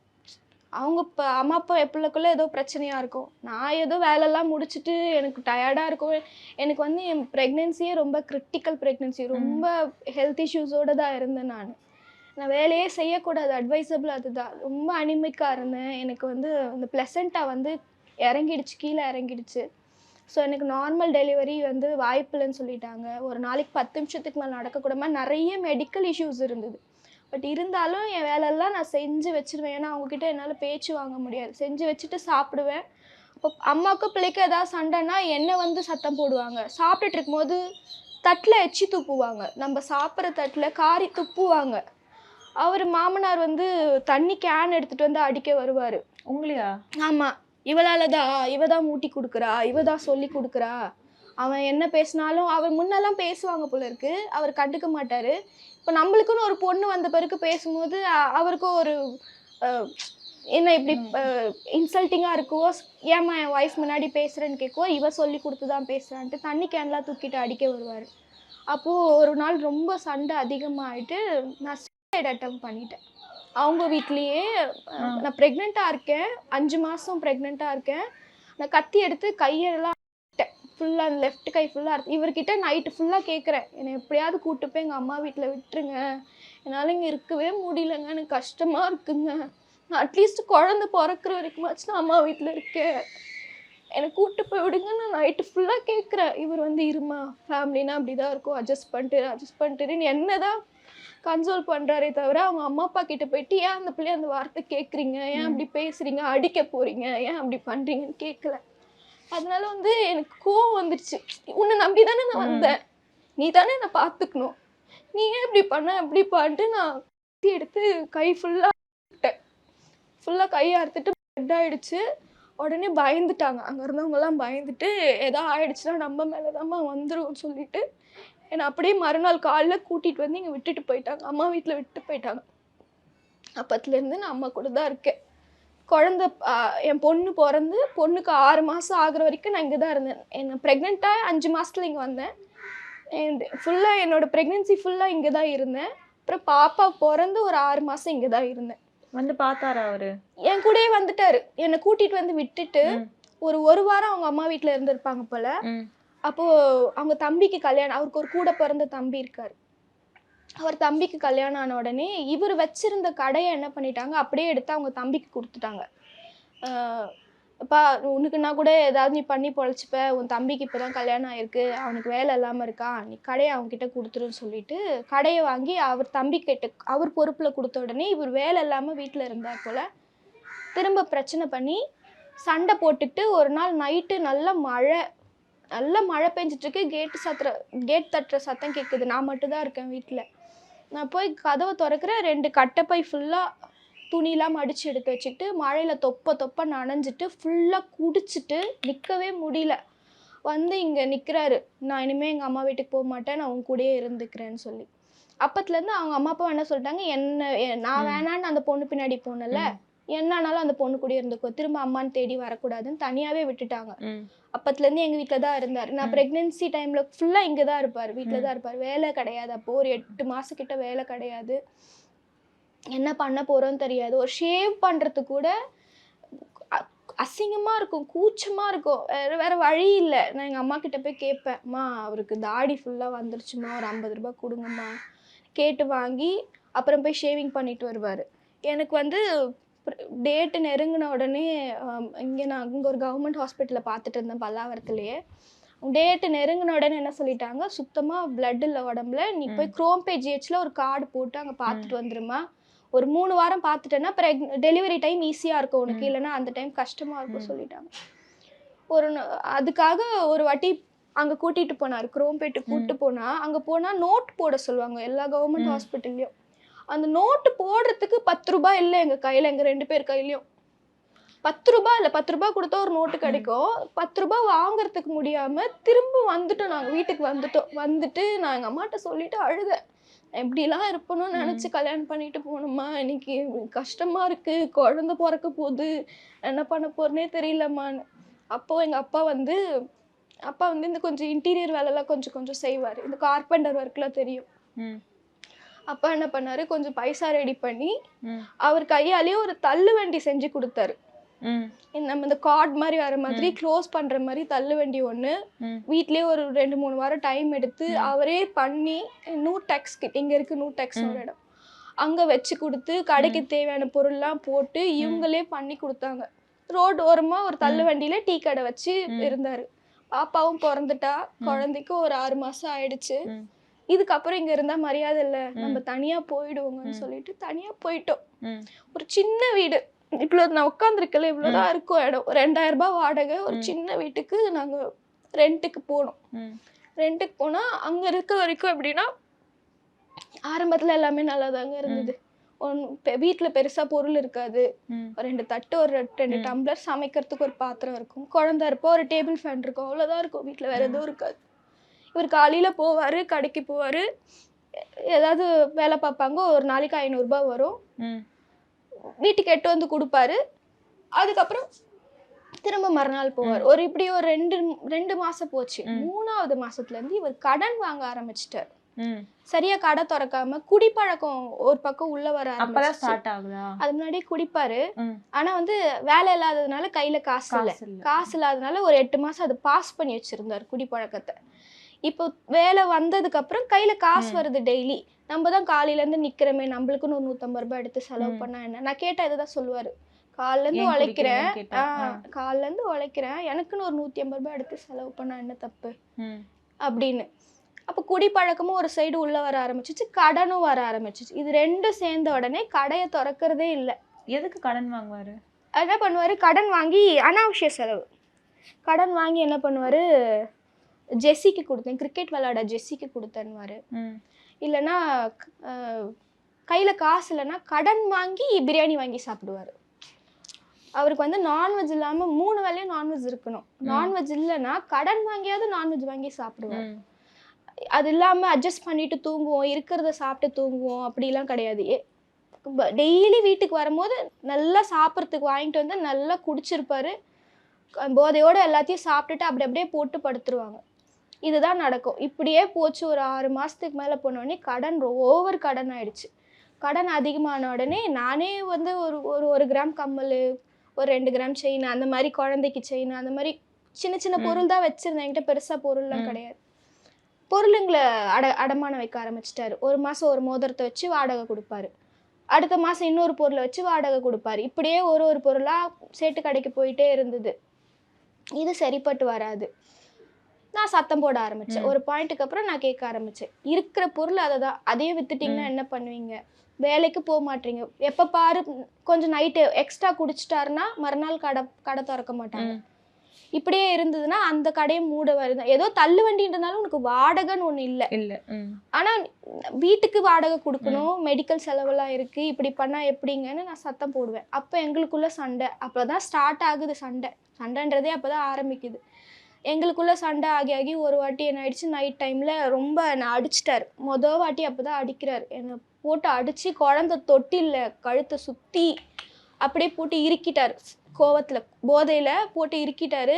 எனக்கு பயம் வந்துருச்சு. நான் அப்படி அவரை பார்த்ததே கிடையாது. என் புருஷன் அப்படி கிடையவே கிடையாது. என்னை அவ்வளோ பாசமாக வச்சுப்பாரு. எனக்கு மிருகம் மாதிரி மனுஷன் மாதிரியே தெரியல. குழந்தை, சின்ன குழந்தை, 8 மாத குழந்தை அழுவுறா. எனக்கு பயம் வந்த உடனே நான் அப்படியே தூக்கிட்டு என்னை விட்டுருங்க, நாங்கள் அம்மா அப்பா வீட்டுக்கு போய்ட்றேன், நடந்தே கூட போய்ட்றேன், என்னை விட்டுருங்க அப்படின்னு சொல்லி வெளியே வந்த உடனே வெளியே வர என்னை பிடிச்சி இழுத்து போட்டு சமைச்சு வச்சிருந்த சாம்பாரெல்லாம் தூக்கி அடித்து சுட கொதிக்க சாம்பார் எல்லாத்தையும் தூக்கி அடித்து செவுரில் பட்டு குழந்தை மேலே பட்டுருச்சு சாம்பார். அவள் மேலே சூடாக சாம்பார் போட்டோடனே அவள் ஒரு பக்கம் அழ ஆரம்பித்த உடனே அக்கம் பக்கம் இருந்தவங்களாம் வந்து அம்மா அப்பாவுக்கு ஃபோன் பண்ணி சொல்லி வந்து அன்னைக்கே எங்கள் அப்பாவை அடிக்க போனார். சத்தம் போட்டுட்டு, நீங்கள் இருக்க தைரியத்தில் தான் அவள் அப்பப்போ அம்மா வீட்டுக்கு போகிறேன்னு வரான்ட்டு அவரை சத்தம் போட்டு அடிக்க போனார். அதுக்கப்புறம் பெரியவங்களாம் உட்காந்து பேசி பஞ்சாயத்து பேசி, இனிமேல் குடிக்க மாட்டான், இனிமேல் நல்லா பார்த்துப்பான் அவன், நீ என்னம்மா எல்லாரும் என்ன தெரியுமா சொல்லுவாங்க, 10 வருஷம் லவ் பண்ணி அப்போ பாடுபட்டு கல்யாணம் பண்ணம்மா, இப்படி விட்டுட்டு வரத்துக்காம்மா கல்யாணம் பண்ணிக்கிட்டேன், அவனுக்கு ஒரு வாய்ப்பு கூட, இப்படிதான் சொல்லுவாங்க. நானும் சரி, இன்னைக்கு சரியாயிடுவார், நாளைக்கு சரியாயிடுவார், எப்போதாங்க இந்த குடியை விட போறீங்கன்னா, குழந்தை பிறந்தா குடியை விட்டுட்டேன்னாரு. குழந்தை பிறந்துச்சு விடலை. குழந்தை நடந்தா குடியை விட்டுருவேன்னாரு. அப்போ குழந்தை பேசினா குடியை விட்டுருவேன்னாரு. அப்புறம் குழந்தை ஸ்கூலுக்கு போக ஆரம்பிச்சிச்சுன்னா நான் குடியை விட்டுருவேன்னாரு. இன்னி வரைக்கும் அந்த குடியை விடலை. 10 குறைச்சலுக்கு சிகரெட் அடிக்க ஆரம்பிச்சிட்டாரு. பேக்கெட்டாக சிகரெட் அடிப்பார். வீட்டுக்குள்ளே உட்காந்து, சின்ன வீடு, உள்ள ஒரே ஸ்மோக்காக இருக்கும், காற்று போகாது, குழந்தை சஃபஸ் ஒரு மாதிரி என்னாலையும் இருக்க முடியாது. நிறைய சிகரெட் அடிக்கிறது, கூலிப் யூஸ் பண்ணுறது, கூலிப் வந்துருச்சு வீட்டுக்குள்ளே, சின்ன பசங்க மாதிரி கூலிப் வாங்கி வச்சுக்கிட்டு அதை யூஸ் பண்ணுறது, அதெல்லாம் என்னன்னே தெரியல. இவர் கூட இருந்து தான் இது இப்படிலாம் இருக்குன்னே எனக்கு தெரியும். இந்த மாதிரி ஆகிட்டே போச்சு. அந்த வீட்டில் இருக்கிற வரைக்கும் இப்படி தான் இருப்பார். வேறு வீடு மாறி பாருமான்னு சஜஷன் கொடுத்தாங்க. வேறு வீடு மாறணும். வேறு வீடுக்கு மாறின உடனே தள்ளு வண்டியை விற்றுட்டார். சொல்லாமல் கொள்ளாமல் தள்ளு வண்டியை போய் யார்கிட்டயோ அவர் ஃப்ரெண்டுக்கிட்ட விற்றுட்டு வந்துட்டார். கையில் காசு இல்லைன்னு சொல்லிட்டு, அது ரொம்ப நாங்கள் கஷ்டப்படுற டைமில் அதுதான் எங்களுக்கு கை கொடுத்துச்சு. அதை போய் என்கிட்டயும் கேட்கல, யார்கிட்டையும் கேட்கல, கொண்டு போய் அவர் ஃப்ரெண்டு யார்கிட்டயோ சொல்லி விற்றுட்டு வந்துட்டார். விற்றுட்டு வந்து அந்த காசில் ஒரு 10,000 ரூபாய் வச்சுக்கிட்டு ஒரு வாரம் ஆட்டம் போட்டார். இஷ்டத்துக்கு நினைக்கிறதுலாம் வாங்கி, காசு இருந்தால் பிரியாணி வாங்கி சாப்பிட்ணும், கறி வாங்கி சாப்பிட்ணும், அப்படிதான் நினைப்பாரு. நம்ம இப்போ கையில் பைசா இருந்தால் கொஞ்சம் பொண்டாட்டி பிள்ளைங்களை வெளியே கூட்டிகிட்டு போகலாம், சின்ன குழந்தைகளுக்கு ஏதாவது ஒரு பொம்மை வாங்கி கொடுக்கலாம், நம்மளை நம்பி வந்த பிள்ளை வீட்டுக்குள்ளேயே இருக்குது, எங்கேயாவது பக்கத்தில் எங்கேயாவது கூட்டிகிட்டு போகணும், எங்கேயும் நான் வெளியிலலாம் கூப்பிட்டு போவேன், பக்கத்தில் எங்கேயாவது காத்தாட ஒரு நாளைக்கு ஒரு ரவுண்டு வண்டியில் வச்சு அடிக்க அப்படிலாம் கிடையாது. காசு இருந்தால் சாப்பிட்ணும், நல்லா சாப்பிட்ணும். உங்களுக்குலாம் வாங்கிட்டு வர மாட்டார் எதுவும்? இல்லை, வாங்கிட்டு எல்லாருக்கும் சேர்த்து தான் வாங்கிட்டு வருவார். ஆனால் அவர் சாப்பிட்டதுக்கு அப்புறம் தான் நம்ம சாப்பிட்ணும். அவர் சாப்பிட்ற வரைக்கும் நான் பக்கத்துலேயே உட்காந்துருப்பேன். நம்ம இந்த பீஸ் எடுக்காது, அந்த பீஸ் எடுக்காது, எனக்கு அது பிடிக்கும், எனக்கு இது சாப்பிட்ற விஷயத்தில் ரொம்ப சைல்டிஷாக பண்ணுவார். அந்த பீஸ் தான் எனக்கு பிடிக்கும், நீ அதை எடுக்க. அதனாலே என்ன பண்ணுவேன், அவர் சாப்பிட்ற வரைக்கும் நான் வெயிட் பண்ணி சாப்பிட்டு முடிச்சதுக்கப்புறம் பேலன்ஸ் என்ன இருக்கோ அதை நான் சாப்பிடுவேன். நம்ம வீட்டில் சமைக்கிறது தூக்கி குப்பையில் கொட்டுற மாதிரி இருக்கும். வீட்டில் சமைக்காவே அது நாளைக்கு பார்த்துக்கலாம் அப்படி அசால்ட்டாக சொல்லிவிடுவார். அது வேஸ்ட்டாக போக எடுத்து குப்பையில் கொட்டுற மாதிரி இருக்கும். வெளியிலேருந்து வாங்கிட்டு வந்து சாப்பிட்றதுல அவருக்கு அவ்வளோ ஒரு அலாதி இன்பம். அப்போது அந்த வீட்டுக்கு போன அப்புறம் அங்கே வந்து ஒரு 2 வருஷம் இருந்தோம். தள்ளு வண்டியை வித்துட்டாரா, வேலை இல்லை, மறுபடியும் கொஞ்சம் அம்மா கிட்ட சொல்லி கொஞ்சம் பைசா ரெடி பண்ணி குன்றத்தூரில் 4 ரோடுன்னு ஒரு இடம் இருக்கு. அங்கே வந்து ஒரு கடை அப்போ தான் வந்துச்சு. இந்த மாதிரி ஒரு கடை ரெடியாக இருக்குது, கடை எல்லாம் செட்டப்போடு ரெடியாக இருக்குது, நீங்கள் வந்து எடுத்து நடத்தினா மட்டும் போதுன்ற மாதிரி சொன்னாங்க. அது வந்து தர வாடகை ஒரு நாளைக்கு 450 ரூபாய் கொடுக்கணும். நான் சொல்கிறது ஒரு 4 வருஷத்துக்கு முன்னாடி ஒரு நாளைக்கு கொடுக்கணும். கடை நம்ம ஓப்பன் பண்ணுறோமோ இல்லையோ பேமெண்ட் மட்டும் கொடுத்துடணும், அப்படி இருந்துச்சு. அந்த கடை வச்சு கொடுத்தோம். கடை திறக்கிறதே கிடையாது. கடை திறந்து 1 வாரம் ரெகுலராக போனாருங்க. நானே சொல்லுவேன், 1 வாரம் ரெகுலராக போனார். நல்ல வருமானம் வர கடை தான். அதுக்கப்புறம் மறுபடியும் குடிக்க ஆரம்பிச்சாச்சு. குடி குடி குடி குடி குடிச்சிட்டாருன்னா மனுஷனே கிடையாது. யார் யாரோ வந்து வீட்டுக்கு எந்த ஆம்பளைங்கன்னே தெரியாது, ஏதோ ஆம்பளைங்க வந்து வீட்டில் விட்டுட்டு போவாங்க. நாங்கள் ஃபர்ஸ்ட் ஃப்ளோரில் வந்து வாடகைக்கு இருந்தோம். கீழ் வீட்டில் ஹவுஸ் ஓனர். அவங்க பயப்படுவாங்க. நீங்கள் இப்போ போய் அந்த ஹவுஸ் ஓனர்கிட்ட போய் கேட்டால் கூட அவ்வளோ கதை சொல்லுவாங்க. அவ்வளோ கதை, வாயை திறந்து அவ்வளோ கெட்ட வார்த்தை பேசுவார். மனசாட்சியே இல்லாமல் பேசுவார். நம்மளை நம்பி அந்த பிள்ளை இந்த வார்த்தைலாம் கேட்குறோமே அப்படின்னு கொஞ்சம் கூட உணர்ச்சியே இருக்காது. அவ்வளோ கெட்ட வார்த்தை பேசுவார். யாரோ வந்து வீட்டில் விட்டுட்டு போவாங்க. வரவங்கெல்லாம் ஒரு மாதிரி இருப்பானுங்க. எனக்கு பயமாக இருக்கும். தனியாக குழந்தைய வச்சுட்டு இருப்பேன். நைட்டு 1:30 மணிக்கு 2 மணிக்கு முகம் தெரியாத ஆள்லாம் வீட்டுக்கு வந்துட்டு இவர் தள்ளாடிக்கிட்டு வருவார். வீட்டில் விட்டுட்டு போவாங்க. வந்து கீழே உட்காந்துருக்கிறவரை கை பிடிச்சி தூக்கணும்னா கையெல்லாம் பிடிக்க மாட்டார். நைட்டியை பிடிச்சி எழுந்துப்பார். எழுந்து அப்படியே நைட்டியை கிழிச்சிருவார். ஃபுல்லாக அந்த ட்ரெஸ்ஸு ஃபுல்லாக கிழிஞ்சு போயிடும். என்ன ட்ரெஸ்ஸு போட்டிருக்கோமோ அந்த ட்ரெஸ்ஸு ஃபுல்லாக கிழிச்சு விடுவார். அந்த மாதிரி ரொம்ப சாட்டிஸ்ட் மாதிரி நடந்துப்பார். மறுநாள் காலையில் எழுந்துக்க மாட்டாங்க. 4 மணிக்கு எழுப்புவேன் கடை திறக்கணுன்னா எழுந்துக்கவே மாட்டாங்க. போதை தெளியறதுக்கே 10 மணி ஆகிடும். அதுக்கப்புறம் அந்த வேலைக்கு போக மாட்டாங்க. இப்படியே இருந்து அந்த கடை மேலே ஒரு 50,000 ரூபாய் கிட்ட வாடகை சேர்ந்து போச்சு. டெய்லி கொடுக்க வேண்டிய வாடகை சேர்ந்து போச்சு. கடை திறக்காம விட்டு அந்த கடையோட ஓனர் என்ன சொல்லிட்டாரு, கடை வேறு யாருக்கும் கொடுக்க போகிறோமா, நீங்கள் கொடுத்த அட்வான்ஸில் நான் இந்த வாடகையை கழிச்சிக்கிறேன், கடையை விட்டுருங்கன்னு சொல்லி அந்த கடையும் போச்சுங்க. அவ்வளோதாங்க. அதுக்கப்புறம் அவர் வேலைக்கே போகலைங்க. குழந்தைக்கு 1.5 வயசு ஆயிடுச்சு. வேலைக்கே போகலை. சாப்பாட்டுக்கே கஷ்டமாக இருக்கும். நான் வந்து ஆப்போசிட்டில் ஒரு சூப்பர் மார்க்கெட் இருக்கும். அங்கே போயிட்டு 1/2 கிலோ அரிசி வாங்கிட்டு வருவேன். என்கிட்ட அவ்வளோதான் இருக்கும் காசு. அப்படி இப்படின்னு ஏதாவது வச்சுருப்பேன் காசு. அதில் போயிட்டு 1/2 கிலோ அரிசி வாங்கிட்டு வந்து ஒரு நாள் ரசம் வச்சு அந்த ரசத்தை 3 நாள் வச்சு சாப்பிடுவேன். சூடு பண்ணி சாப்பாடில் போட்டு குழந்தைக்கு கொடுத்துட்டு சாப்பிட்டு படுத்து கிடப்போம். இவர் காலையில் எழுந்து வெளியே போவார். எங்கே போகிறாருனே தெரியாது. ஆனால் வேலைக்கு போகல. எனக்கு தெரியும் வேலைக்கு போகிறதில்ல. எங்கே போகிறாருனே தெரியாது. நைட்டு வருவார், போதையில் வருவார். இப்படியே இருக்கும். எங்கள் அப்பா பார்த்தாரு. அவராலேயும் முடியல. அப்புறம் ஒரு வாட்டி ஒரு அரிசி மூட்டை கொஞ்சம் காய்கறிலாம் வாங்கிட்டு வந்து கொடுத்துட்டு போனார். என் தங்கச்சி ஊர்லேருந்து வருவா. சின்ன பிள்ளை. அவள் நான் கஷ்டப்படுறத பார்த்துட்டு வந்து கையில் காசு கொடுத்துட்டு வீட்டுக்கு தேவையானதெல்லாம் வாங்கி கொடுத்துட்டு போவாங்க. இப்படியே போச்சு. அதுக்கப்புறம் என்னால் முடியல. மாதம் ஆனால் வாடகை கொடுக்கணுமே. சாப்பாடு கூட ஏதோ கஞ்சி குடிச்சிக்கலாம். நம்ம வாடகை வீட்டில் இருக்க வாடகை கொடுக்கணுமே. படிச்சிருக்கேன் நான், அறிவு இருக்குது. இவனை நம்பிட்டு நம்ம எதுக்கு கஷ்டப்படணும்? குழந்தையும் வளர்ந்துட்டா கொஞ்சம் ஓரளவுக்கு யார்கிட்டயா விட்டா இருந்துக்கிற அளவுக்கு பால்லாம் நிறுத்திட்டேன். வளர்ந்துட்டான்னு சொல்லிட்டு பாப்பாவை கூட்டிகிட்டு வந்து இங்கே ஒரு பால்வாடி இருக்குது பக்கத்தில், அங்கன்வாடி ஒன்று இருக்குது. அங்கே குழந்தைய காலையில் விட்டுட்டு வீட்டு பக்கத்துலேயே ஒரு டென்டல் ஹாஸ்பிட்டல் இருந்துச்சு. அங்கே வந்து பார்ட் டைமாக ஆள் கேட்டிருந்தாங்க. அசிஸ்டண்ட்டு, டாக்டருக்கு அசிஸ்டண்ட் மாதிரி. 4,000 ரூபாய் சம்பளம். பரவாயில்ல போட்டோம், நான் ஏதாவது வாடகை கொடுத்துருவேன்ல, இது இருக்கிறதுக்கு ஒரு இடம் இருக்குல்ல சொல்லிட்டு குழந்தைய கூட்டிகிட்டு வந்து விட்டுட்டு காலைல 10 மணிக்கு உள்ளே போனோன்னா 1:30 மணிக்கு எனக்கு விட்டுருவாங்க. வேலைலாம் பெருசாக இருக்காது. யாராவது பேஷண்ட் வந்தால் மட்டும் நம்ம கூட இருந்து அசிஸ்ட் பண்ணுற மாதிரி இருக்கும். 4,000 ரூபாய் சம்பளம் கொடுத்தாங்க. 1:30 மணிக்கு நேராக வந்து பாப்பா கூட இருந்துட்டு வெயிலெலாம் தாழ்ந்ததுக்கு அப்புறம் ஒரு 4 மணிக்கா கூட்டிகிட்டு வீட்டுக்கு போயிடுவேன். மாதம் 3,000 ரூபாய் வாடகை கொடுப்பேன். மிச்சம் இருக்க அந்த 1,500 ரூபாய் வச்சுக்கிட்டு அப்படியே சமாளிச்சுட்டு. நான் சொல்கிறது ஒரு 3 வருஷத்துக்கு முன்னாடி, ரொம்ப பின்னாடிலாம் கிடையாது. 3 வருஷத்துக்கு முன்னாடி இப்படியே போயிட்டு இருந்தது. இவருக்கு என்ன ஆயிடுச்சுன்னா, நம்ம வேலைக்கு போகிறோமோ இல்லையோ இருக்கிறதுக்கு ஒரு இடம் இருக்குது, எப்படியோ சாப்பாடு வந்துடுது. என் அம்மா ஏதாவது சமைச்சாங்கன்னா கொடுத்து விடுவாங்க. எப்படியோ நம்மளுக்கு சாப்பாடு வந்து நம்ம எதுக்கு வேலைக்கு போகணும், அவள் தான் பார்த்துக்கிறாளே அப்படின்னு விட்டுட்டாரு. அந்த 4,000 சம்பளத்தை வச்சுக்கிட்டே நான் ஒரு 6 மாதம் என் குடும்பத்தை நான் ஓட்டினேன். எப்படி ஓட்டினேன்? கடவுள் தான் கூட இருந்தார் அந்த டைமில். எப்படி ஓட்டினேன்? அவங்க அம்மாவை கூப்பிட்டு சொல்லுவேன், அவங்க அப்பாவை கூப்பிட்டு சொல்லுவேன், இவர் இந்த மாதிரி பண்ணுறாரு, வேலைக்கு போக மாட்டுறாரு, கெட்ட வார்த்தை பேசுகிறாரு, நிறைய கெட்ட பழக்கம் இருக்குது, என்னை அடிக்கிறாரு, என்னால் இவர் கூட இருக்க முடியாது, நீங்கள் கூப்பிட்டு சொல்லுங்கள், ஏதாவது அவர் சொல்லி திருத்துங்க. நான் அப்பப்போ கூப்பிடுவாங்க, பெரியவங்க உட்கார வச்சு பேசுவாங்க, அப்படியே கூடி பேசிப்பாங்க. அதெல்லாம் சரியாயிடுமா, இதுக்கப்புறம் ஒழுங்காக இருப்பாம்மா, நீ போமான்னு அமுச்சு வச்சுருவாங்க. ஆனால் எதுவுமே மாறல. ஒரு 6 மாதத்துக்கு அப்புறம் கடவுள் புண்ணியத்தில் எப்படியோ எனக்கு ஒரு இன்டர்வியூ கால் ஒன்று வந்துச்சு. அது வந்து நம்ம ஊர் கிடையாது, கத்தாரில் இருக்குது, தோஹாவில் இருக்குது ஹெட் ஆஃபீஸு. அதோட பேக் ஆஃபீஸ் வந்து இங்கே நம்ம ஊரில் இருக்குது, பல்லாவரத்துலேயே இருந்துச்சு.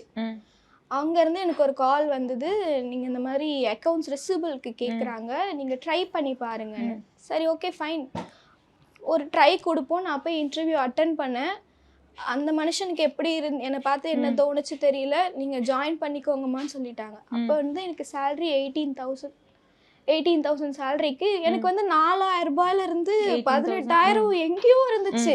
நான் அப்படியே எனக்கு பரவாயில்ல, நம்ம எப்படியாவது முன்னாடி வந்துடுவோம், நம்ம எப்படியாவது அவரை தூக்கிட்டு வந்துடுவோம்னு எனக்கு அவ்வளோ கான்ஃபிடென்ட். ரொம்ப வருஷம் கழிச்சு ஒரு வெளிச்சம், எப்படியாவது நம்ம வெளியே வந்துடுவோம்னு நான் ரொம்ப நம்பினேன். நான் கஷ்டப்பட்டு தான் எனக்கு அது ஷிஃப்ட்டு வந்து எனக்கு ஃப்ரைடே லீவ் இருக்கும், பட் ஆனால் சண்டே வேலைக்கு போகணும்.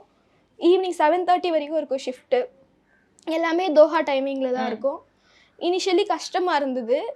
அதுக்கப்புறம் நான் வேலையை கற்றுக்கிட்டேன். நான் ஹார்ட் ஒர்க் பண்ணேன். எனக்கு ப்ரொமோஷன் கொடுத்தாங்க, சேலரி இன்க்ரிமெண்ட்ஸ் இருந்துச்சு, எல்லாமே கிடச்சிது. நான் அங்கே தான் நான் என்னை ஒரு பர்சனாக நான் என்னை பில்ட் பண்ணிக்கிட்டேன். நம்மளுக்குன்னு ஒரு லைஃப் இருக்குது, நம்மளும் வேலைக்கு போகலாம், நம்ம குழந்தை இவனை நம்பி நம்ம இருக்கணும் அவசியம் கிடையாது, நம்ம பிள்ளைய நம்ம பார்த்துக்கலாம், வளர்த்துடலாம், படிக்க வச்சலான்ற நம்பிக்கைலாம் எனக்கு வந்துருச்சு. எனக்கு வந்து ஆஃபீஸில் இருக்க டைம் தான் நான் சந்தோஷமாக இருப்பேன். நான் சிரித்து பேசுவேன் எல்லாருக்கிட்டையும். வீட்டுக்கு வந்தேன்னா எனக்கு இந்த பிரச்சனைலாம் மண்டைக்கு வந்துடும். அதனால் எனக்கு ஒரு நாள் கூட லீவ் எடுக்க மாட்டேன். ரொம்ப சின்சியராக ஒர்க் பண்ணேன், டெடிக்கேட்டடாக இருந்தேன். என்னால் என்னென்ன எப்படிலாம் என் ஃபேமிலியை பார்த்துக்க முடியுமோ நான் எல்லாமே செஞ்சேன்.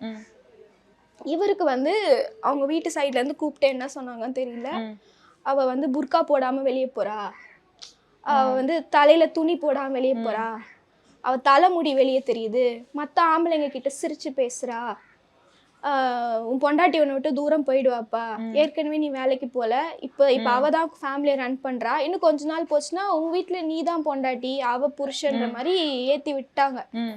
ஒரு நாள் வந்து செம்ம அடி போட்டு சரியான அடித்து வேலைக்கு போகக்கூடாது, நான் 200 ரூபாய் கொடுத்தாலும் அதில் குடும்பம் நடத்த கற்றுக்கோ, பறக்கிறதுக்குலாம் ஆசைப்படாத, எங்க அம்மா அப்பா வாழலையா, நம்ம அந்த மாதிரி வாழ்ந்துட்டு போவோம், நீ இந்த 1000 சம்பளத்துக்குலாம் எதிர்பார்க்காத, வெளியெல்லாம் போகக்கூடாதுன்னு சொல்லி சரியான அடிச்சு மறுபடியும் சண்டை, மறுபடியும் வீட்டுல இருந்து வந்து மறுபடியும் பேசி என்னால் முடியலம்மா என்னை கூட்டிட்டு. அப்பவே எங்க அம்மா அப்பா கிட்ட சொன்னேன், தெரியாம நான் இவரை நம்பி வந்துட்டேன், என்னால் அடி தாங்க முடியல, ஆப்ரேஷன் பண்ண உடம்பு, எனக்கு சிசேரியன் வர ஆப்ரேஷன் பண்ண உடம்பு, என்னால் முடியலம்மா, என்னால் அடி வாங்க முடியல, என்னை கூட்டிகிட்டு போயிடுங்கம்மான்னு கேட்டேன்.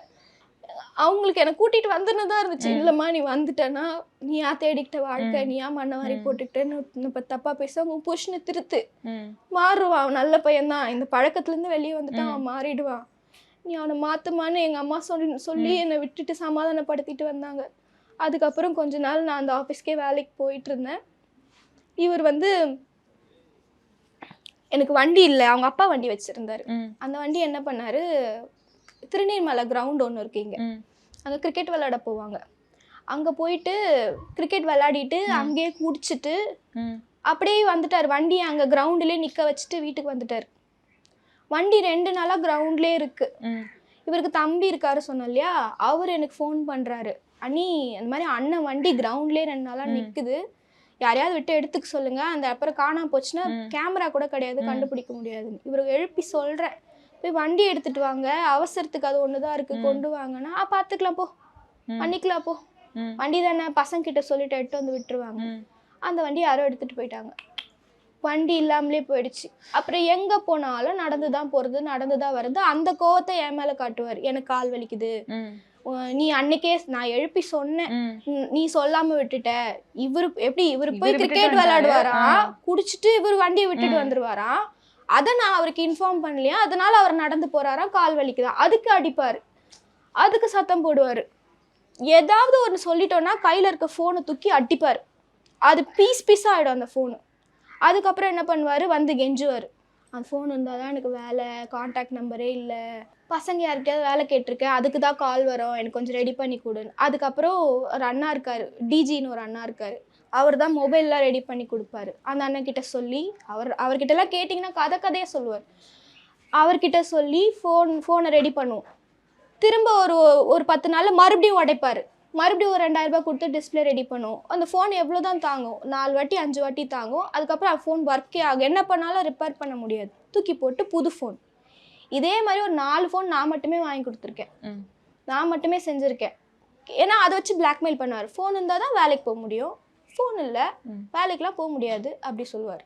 இப்போ தொடர்ந்து இந்த மாதிரி உங்களை ரொம்ப டார்ச்சர் பண்ணுறது, அடிக்கிறது, இந்த மாதிரி நடந்துகிட்டே இருந்தது. எந்த ஒரு எக்ஸ்ட்ரீமில் வந்து இதுக்கப்புறம் இந்த வாழ்க்கை நமக்கு வேணாம் அப்படின்னு நீங்கள் முடிவு பண்ணியிருப்பீங்கல்ல? நான் இந்த வாழ்க்கை வேணான்னு முடிவு பண்ணது வந்து சந்தேகம் உள்ளே வந்துருச்சு. அவர் வந்து என்னை ஆஃபீஸில் இருக்கவங்க கூடலாம், எங்கள் அப்பா வயசு இருக்கும் அவர் கூடலாம் சேர்த்து வச்சு என்னை ரொம்ப தப்பாக பேசுவார். அவங்க கூட போயிட்டு வந்துட்டியா, இவன் கூட போயிட்டு வந்துட்டியா, நான் வேலைக்கு போக மாட்டேன், என்னை பார்த்தா உனக்கு ஆம்பளையா தெரியல, வேறு வேலைக்கு வர ஆம்பளைங்களை பார்த்தா நீ போயிடுவியா அப்படின்னு மற்றவங்க கூட வேலை பார்க்குறவங்க கூடலாம் சேர்த்து வச்சு பேச ஆரம்பிச்சிட்டாரு. இப்படி பேசினா எனக்கு கோவம் வரும். ஏன்னா எனக்கு வந்து நான் எல்லாத்தையும் விட்டுட்டு வந்திருக்கேன், உன்னை நம்பி தான் வந்திருக்கேன், ஆனால் நீ நம்பிக்கை காப்பாற்றலை, இருந்தாலும் நான் உன் கூட தான் இருக்கேன். உன்னை கை கழுவிட்டு உங்கள் அம்மா அப்பா தண்ணி தெளித்து விட்ட மாதிரியோ இல்லை ஃப்ரெண்ட்ஸ் விட்ட மாதிரியோ நான் விடலை. நம்மளா தேடிக்கிட்ட வாழ்க்கை என்னைக்கா இருந்தாலும் சரி பண்ணிடலாம். நான் அந்த நிமிஷம் வரைக்கும் நம்பிக்கையோட தான் இருந்தேன்.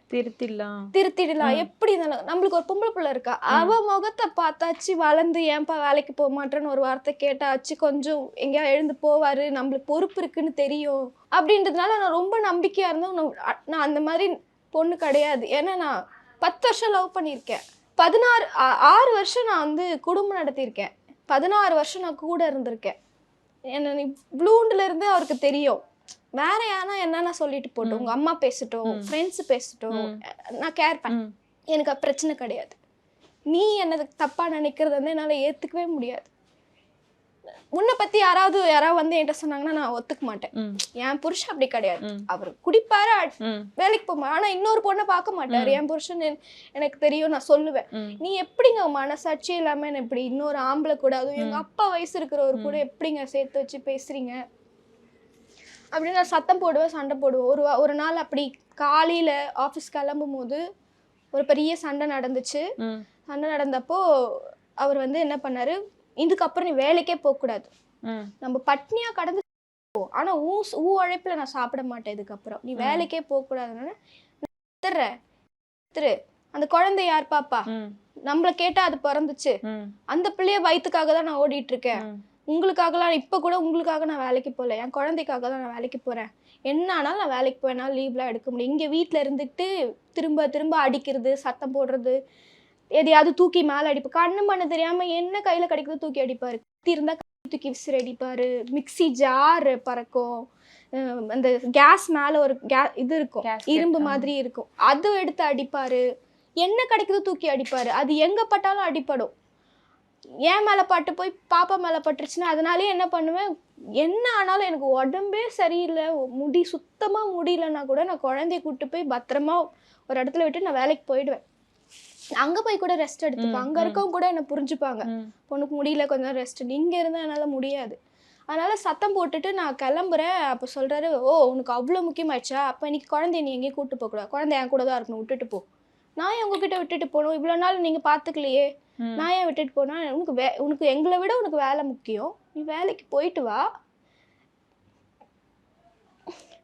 நீ வேலைக்கு போயிட்டு நீ திரும்ப வரும்போது இந்த புள்ள இருக்காது, நான் கிருஷ்ணாவில் ஊற்றிடுவேன், நீ வந்து பார்த்தனா வீட்டுக்குள்ளே கறிக்கட்டையாதான் என் பிள்ளை கிடக்கும், நீ வேணா பாரு, பார்க்குறியா, சேலஞ்ச் பண்ணுறியா, என்னை மீறி நீ வெளியே போகணுன்னா நீ திரும்ப வீட்டுக்குள்ளே வரும்போது அந்த குழந்தை கறிக்கட்டையாதான் கிடக்கும்னு சொல்கிறாரு. மடியில் வச்சுக்கிட்டு 2 வயசு குழந்தை, 2.5 வயசு குழந்தை மடியில் வச்சுக்கிட்டு, அந்த பிள்ளைக்கு வாய் திறந்து அப்பான்னு கூட கூப்பிட தெரியாது, அந்த குழந்தை மடியில் வச்சுக்கிட்டு அந்த வார்த்தையை சொல்கிறாரு, இது பெட்ரோல் ஊற்றி நீ வரும்போது அவ கறிக்கட்டியாக தான் கிடப்பான்னு சொன்னார். நான் அந்த செகண்ட் முடிவு பண்ணிட்டு இவன் கூடலாம் வாழவே முடியாது, இவெல்லாம் மனுஷனே கிடையாது, நம்ம பெத்த பிள்ளை, அது சொல்றதுக்கு கூட ஒரு மனசு வேணும், நீ செய்ய மாட்டேன்னு வச்சுக்கோ, அது சொல்றதுக்கு எப்படி ஒரு மனசு வருது, எவ்வளவு கஷ்டத்துல அந்த பிள்ளைய நான் பெத்து எடுத்திருப்பேன், என் கிட்ட சொல்றாரு கறிக்கட்டியா கிடக்கும். நாளைக்கு வேலைக்கே போகல, குழந்தைய தூக்கிட்டு நேரா போலீஸ் ஸ்டேஷன் போயிட்டேன். அம்மாவுக்கு ஃபோன் பண்ணி சொல்லிட்டு, இவன் கூட இனிமே நான் வாழவே மாட்டேம்மா, எனக்கு நான் போறேம்மான்னு சொல்லிட்டு போலீஸ் ஸ்டேஷன் போயிட்டு அங்கே போய் கம்ப்ளைண்ட் கொடுத்தேன். அதுதான் இவன் மேலே நான் கொடுத்த ஃபஸ்ட்டு கம்ப்ளைண்ட்டு. அதில் கொடுத்த ஃபஸ்ட்டு கம்ப்ளைண்ட்டு. பெத்த புள்ளி 1000 பிரச்சனை இருக்கட்டுங்க, பெத்த பிள்ளை எப்படி நீ எரிச்சு போடுவேன்னு எப்படி மனசு வச்சு அடிச்சிருவேன், ம் தள்ளி விட்டுருவேன், ஏதோ கோவத்துல சொல்றேன். பெட்ரோல் ஊத்தி குத்துவேன்றது எப்படி வரும் மனசுல? இவன் கூட வாழ முடியும், இவன் நார்மல் பையன் கிடையாது, கிடையாது. இவனுக்கு ஏதோ பிரச்சனை இருக்கு, ஏதோ ப்ராப்ளம் இருக்கு, எனக்கு தெரியாமனே அவன் கூட வாழ்ந்துட்டேன் இவ்வளோ நாள், இதுக்கப்புறம் வாழ மாட்டேன், என்னை விட்டுருங்க, எனக்கு பிரித்து விட்டுருங்க, நாங்கள் அம்மா அப்பா வீட்டோட போயிடுறேன்னு. இப்போ அங்கே இருந்த போலீஸ்காரங்களாம் சேர்ந்து குடும்பம்னா அப்படிதாம்மா இருக்கும், அவன் குடிச்சிட்டு ஏதோ பேசுகிறான், குடிக்கலன்னா அவன் நல்ல பையன் நீயே தானம்மா சொல்கிற, அவன் குடிக்காமல் பார்த்துக்கோ, அதுக்கு நான் பக்கத்துலேயே இருக்க முடியுமா 24 மணி நேரம், நம்பி விட்டுட்டு போவேன். பார்த்தா நைட்டு எனக்கு தெரிஞ்சு எனக்கு கல்யாணம் ஆகி நான் அவர் கூட வாழ்ந்த இந்த 5 வருஷத்தில் ஒரு நாள் கூட வீட்டுக்கு அவர் நேரத்துக்கு வந்ததே கிடையாது. நேரம்ன்றது என்னை பொறுத்த வரைக்கும் 11 மணி நைட்டு. நான் ஒன்று 7 மணிக்கே வீட்டுக்கு வாங்கன்னு சொல்கிற பொண்ணு கிடையாது. வீட்டுக்கு வந்ததே கிடையாது. 2 மணி, 3 மணி, 1:30 மணி இப்படி தான் வருவார். வீட்டுக்கு தள்ளாடிக்கிட்டு வருவார். சில நேரம் அவரே வந்துடுவார், பல நேரம் யாராவது ஒருத்தர் கூட்டிகிட்டு வந்து விட்டுட்டு தான் போவாங்க வீட்டில். அப்படி தான் வருவார். நான் நல்லா பகல் டைமில் தெளிவாக இருக்கும்போது நான் கூப்பிட்டு கேட்டிருக்கேன், ஏங்க என்னை லவ் பண்ணி தானே கல்யாணம் பண்ணிக்கிட்டீங்க, என்னை நிஜமாவே உங்களுக்கு பிடிக்குமா? அப்போ ஒரு நாளைக்கு ஒரு 1/2 hour என் கூட உட்காந்து பேசுங்களேன். உனக்கு என்ன, எனக்கு நீ எதுவும் செய்ய வேண்டாம், நான் எனக்கு பூ வாங்கிட்டு வா, சாப்பிட்றதுக்கு வாங்கிட்டு வா, வெளியே கூட்டிகிட்டு போ, இதெல்லாம் எனக்கு எதுவுமே வேண்டாம்.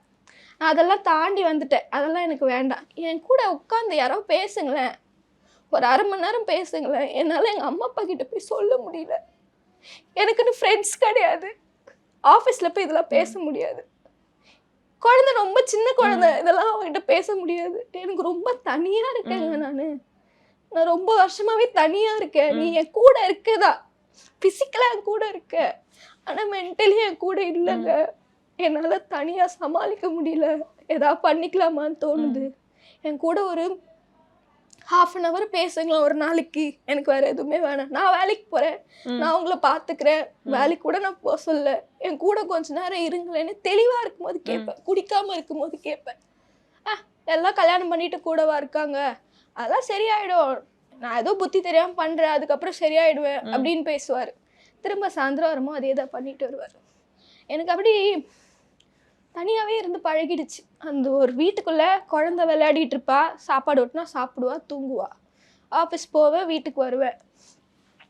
எனக்குன்னு உட்காந்து பேசுறதுக்கோ சிரிக்கிறதுக்கோ, எனக்கு சிரிக்கிறதுக்கே காரணம் இருக்காது, ஏதாவது வேணுன்றது ஆசைப்பட்டு சாப்பிட்றதுக்கோ எதுவுமே கிடையாது. மாதிரி லைஃப் ஒரு மாதிரி 0 ஆயிடுச்சு எனக்கு. எதுக்கு வாழ்கிறோன்ற மாதிரி ஒரு கேள்வி. இவர்கிட்ட கம்ப்ளைண்ட் கொடுத்து அங்கே சமாதானப்படுத்தி அனுப்புனாங்க. அதுக்கப்புறம் என்ன பண்ணிட்டோம், தள்ளி இருந்தால் தான் பிரச்சனை வருதுன்னு சொல்லிட்டு அம்மா அப்பா வீடு பக்கத்துலேயே, இங்கே இப்போ ஆசிட் அடித்தார் இல்லையா, அந்த அந்த ஆரஞ்சு கலர் பில்டிங் மாடியிலே நான் கொடுத்தன வந்தேன்.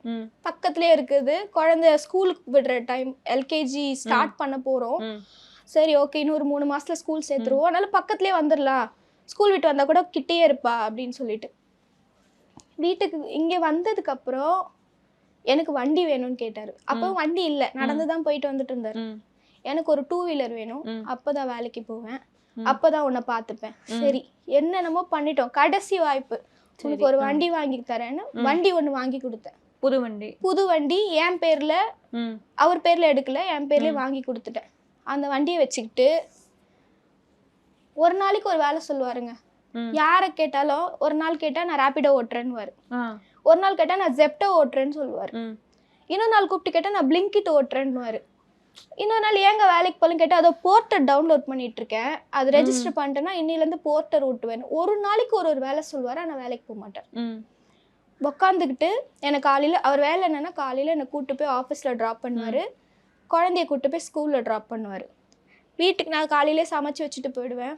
வீட்டுக்கு வருவார், ஒரு 4 படம் டவுன்லோட் பண்ணிப்பார் வைஃபைல, சாப்பாடு தட்டில் போட்டு வச்சுக்கிட்டு அந்த படம் 4 படத்தையும் பார்ப்பாருங்க.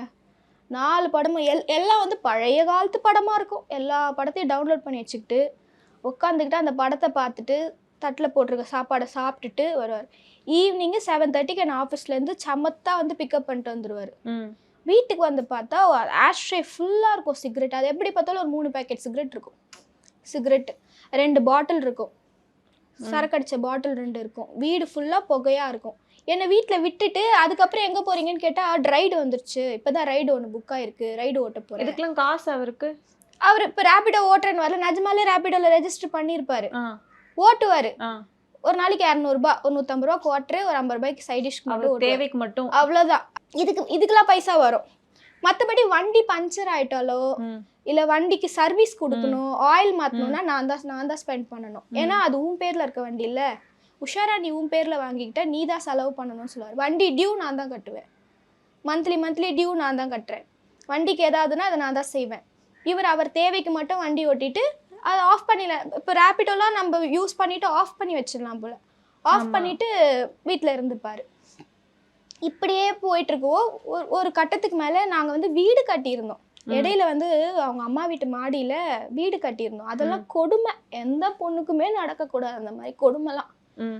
வீடு வந்து வாடகை வீட்லேயே இருக்க, குழந்தைய வச்சிருக்க, ஒரு ஸ்டேபிள் ஆகணும்னா துணிஞ்சு ஒரு லோனை வாங்கி வீடை கட்டிடு. மாதம் நீ வந்து வாடகை கட்டுற மாதிரி லோனை கட்டிடுமா, ஒரு பாயிண்ட்டுக்கு அப்புறம் உனக்குன்னு சொல்லிக்க ஒரு வீடு இருக்குன்னு சொன்னாங்க. யார் சொன்னது?